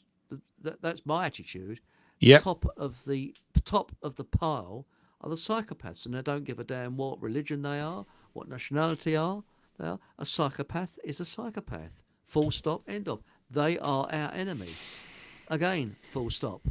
You see, once upon a time, an enemy was that lot coming over the hill towards your lot, and if your lot don't kill that lot, they're going to kill you. Nowadays, we can't see the enemy. Nobody knows who the enemy is. Well, it's just like the whole Christian thing, too. You have the millenarianism of certain Christians that doesn't represent the entirety of Christendom. I would imagine that's the same on the other side of the religious argument. You know, even with Muslims, they're bad Muslims and then they're good Muslims that don't appreciate usury. There's branches, isn't there? There are different. Shall we say? There's always fanatics. I mean, with Christianity, you've got Methodists, you've got all different branches of Christianity. I think so. Probably in the Catholic Church, there's different branches that are different sort of persuasions.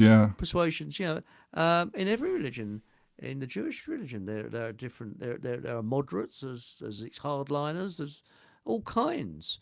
I mean, there is a group who actually are on the side of Palestine. And they are actually treated like shit by the rest of the Jews, and they actually hold the Palestinian flag, and they were totally against the state of Israel. Now you don't hear about them; they're never on the news, but they are. So there's a lot of, and this is why I say The psychopaths, what they're doing is they always stir up trouble with the natives, and whilst the natives are fighting against each other, we're not looking at who is the real enemy, and they are the real enemy. Yeah. And that's it. Divide and conquer. That's it. And they're doing this all the time. I mean, I actually, there was on Telegram, I can't remember, can you remember Paul or Patrick? There was a professor that said that this country is actually on the verge of a revolution. Do you remember that posting? I don't. No, it was. I think it might have been on your site, Paul. Can't remember. Right. Don't know. Hang on, I'll have a quick shifty. It's definitely they do that when they want to make a quick getaway. When they've been caught in some criminal act, they create the distraction for everyone to focus their attention on. And it's like same here with the whole racial tensions between the blacks and the whites, getting people all stirred up against each other, so that you're not focusing on the real problem, which is the usury class of people who are stoking the violence, because it deflects any attention to their theft that's going on. Yeah. Well, that's it. That's it. And people still fall for it time and time again. That's the big problem. Well, not all of us do we, Erica? You're absolutely right. They do, but no, we don't. I've fallen for things in my younger days, and of course, one dreads falling for something again as you supposedly think you're mature and have worked it all out. But the truth is, I haven't. So I'm prone to that. It's why working in a group is so important. And of course, they don't want that. The group, a cell, as it were. You need, you could call it a support group, but it's actually something where you're operating on the same frequency of thought, and it's got so much more power. It actually gives you power. That is a sense of well-being and sort of sanity and stability as you actually plow through all this stuff. I mean, I'm just looking further on down this Langan post as well. Someone's on his post, someone wrote, "The Muslim invasion is really because of the Jews?" ? And then he's put, "Your post has been rated stupid beyond belief because of how stupid it is," and all this, that, and the other. Langan's response is just another completely accurate thing. He just says, relax. You're just a lowly cog in the Zio Bankster machine and don't need to shout in all caps. Once you simmer down, crack a decent history book, a man after my own heart, Chris. It might do you some good. This is why I bang on about it. Then start using that sore, painfully swollen little head of yours for something other than holding up your pink pussy dunce cap. While the Rothschilds and other founding members of the international banking community are both Jewish and Zionist, it is presently the case that not all banksters are Jewish. This is true. However, all banksters are indeed Zionists, if only because no one opposed to Zionism is tolerated by the most powerful Zio banksters. Also correct. See how clear and irrefutable it all is? You needn't stalk your favourite pin-up girls, Kamala, AOC, Ilhan Omar and Nancy Pelosi for comment. Your choices are simple. Either stand up and insist on reform, I would suggest even bring it about because no one else is going to help us, or roll over and continue to be painfully sodomized by your bankster dungeon masters. That's plainly the case. So, every that's time why we have Dante this... put those two in hell, the sodomites and the usurers. Mm-hmm.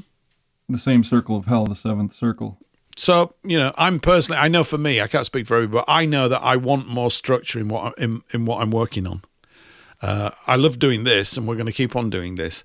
But I always get this sense of slightly going around in circles with the communication, not that we're intending to, but there's something that I sense in myself I'm avoiding, which is an action plan.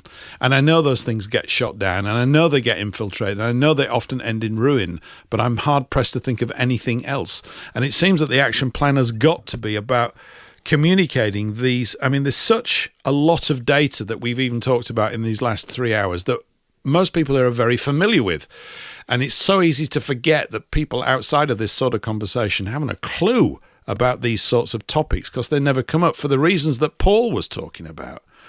That they're literally working all day. and all that kind of stuff, but that we can reach them. I believe that we can, and even if that's a false belief, it's one that I'm going to retain because I think it's very constructive, and I feel moralized, as it were, not demoralized, but moralized by it. I think that this is sound, a good way to spend my life doing these things, and I no doubt many other people feel the same way. That's why there's so many of us talking about it. And I think we've got to use the emotion of laughter. I think it's a very good tool to get information through in small sections to make people laugh, to get them to laugh, because that's why they've gone for our humour, because that is part of our culture. They've gone for our architecture, which was part of our culture. They destroyed that. When you look at these beautiful old buildings that are being knocked down, it's criminal, total criminal. But they've done it. Why? Because you've then wiped out a person's culture. I mean, you take a picture, this modern architecture or postmodern architecture of, say, office buildings. You could be anywhere in the world now.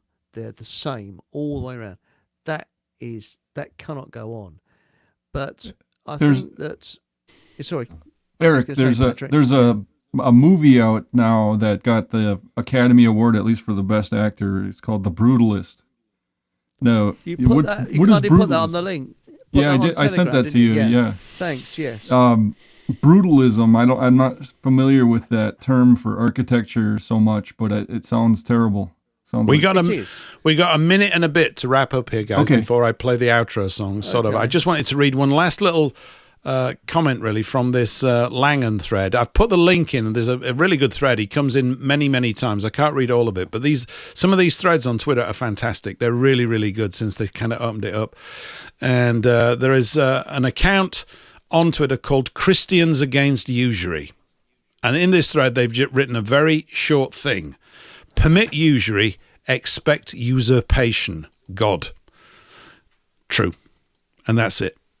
That's really it. So we have to find this, we have to sort of work on developing this communication platform that we're a part of and get it focused in on these key things. I know the work of Roger Sales is very key because that's about status. And he would, just to let you know, Paul, he'd get a lot from Belloc's review of status, because basically that's what status gets replaced by contract when you move to a usury system. And it was status that people had under the guild system. They were defined, they knew what they did, everything got stable, people could raise families, they could produce good quality work, they didn't get threatened, they didn't lose their livelihood. All of these things were just completely wide open to total abuse by these bar stewards, as it were. I know you all know that, but there we go. So anything you know of by Belloc that is available in audiobook, let me know and I'll pass it on to him. All right, okay. Well, I'm going to do one, but I need to profile my voice. I really sort of need to get all that kind of sorted out.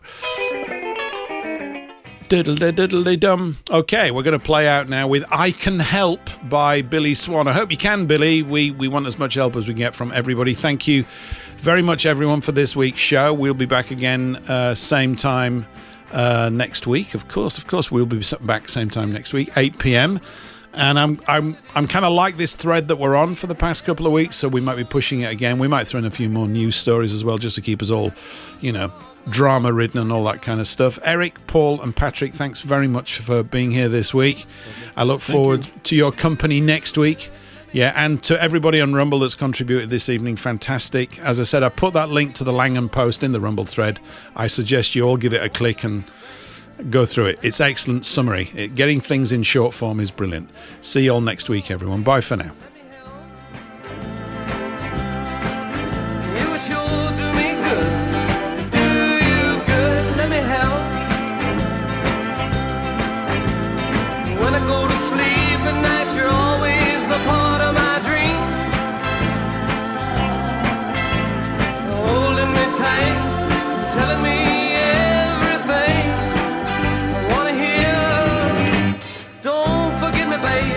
all you gotta do is call.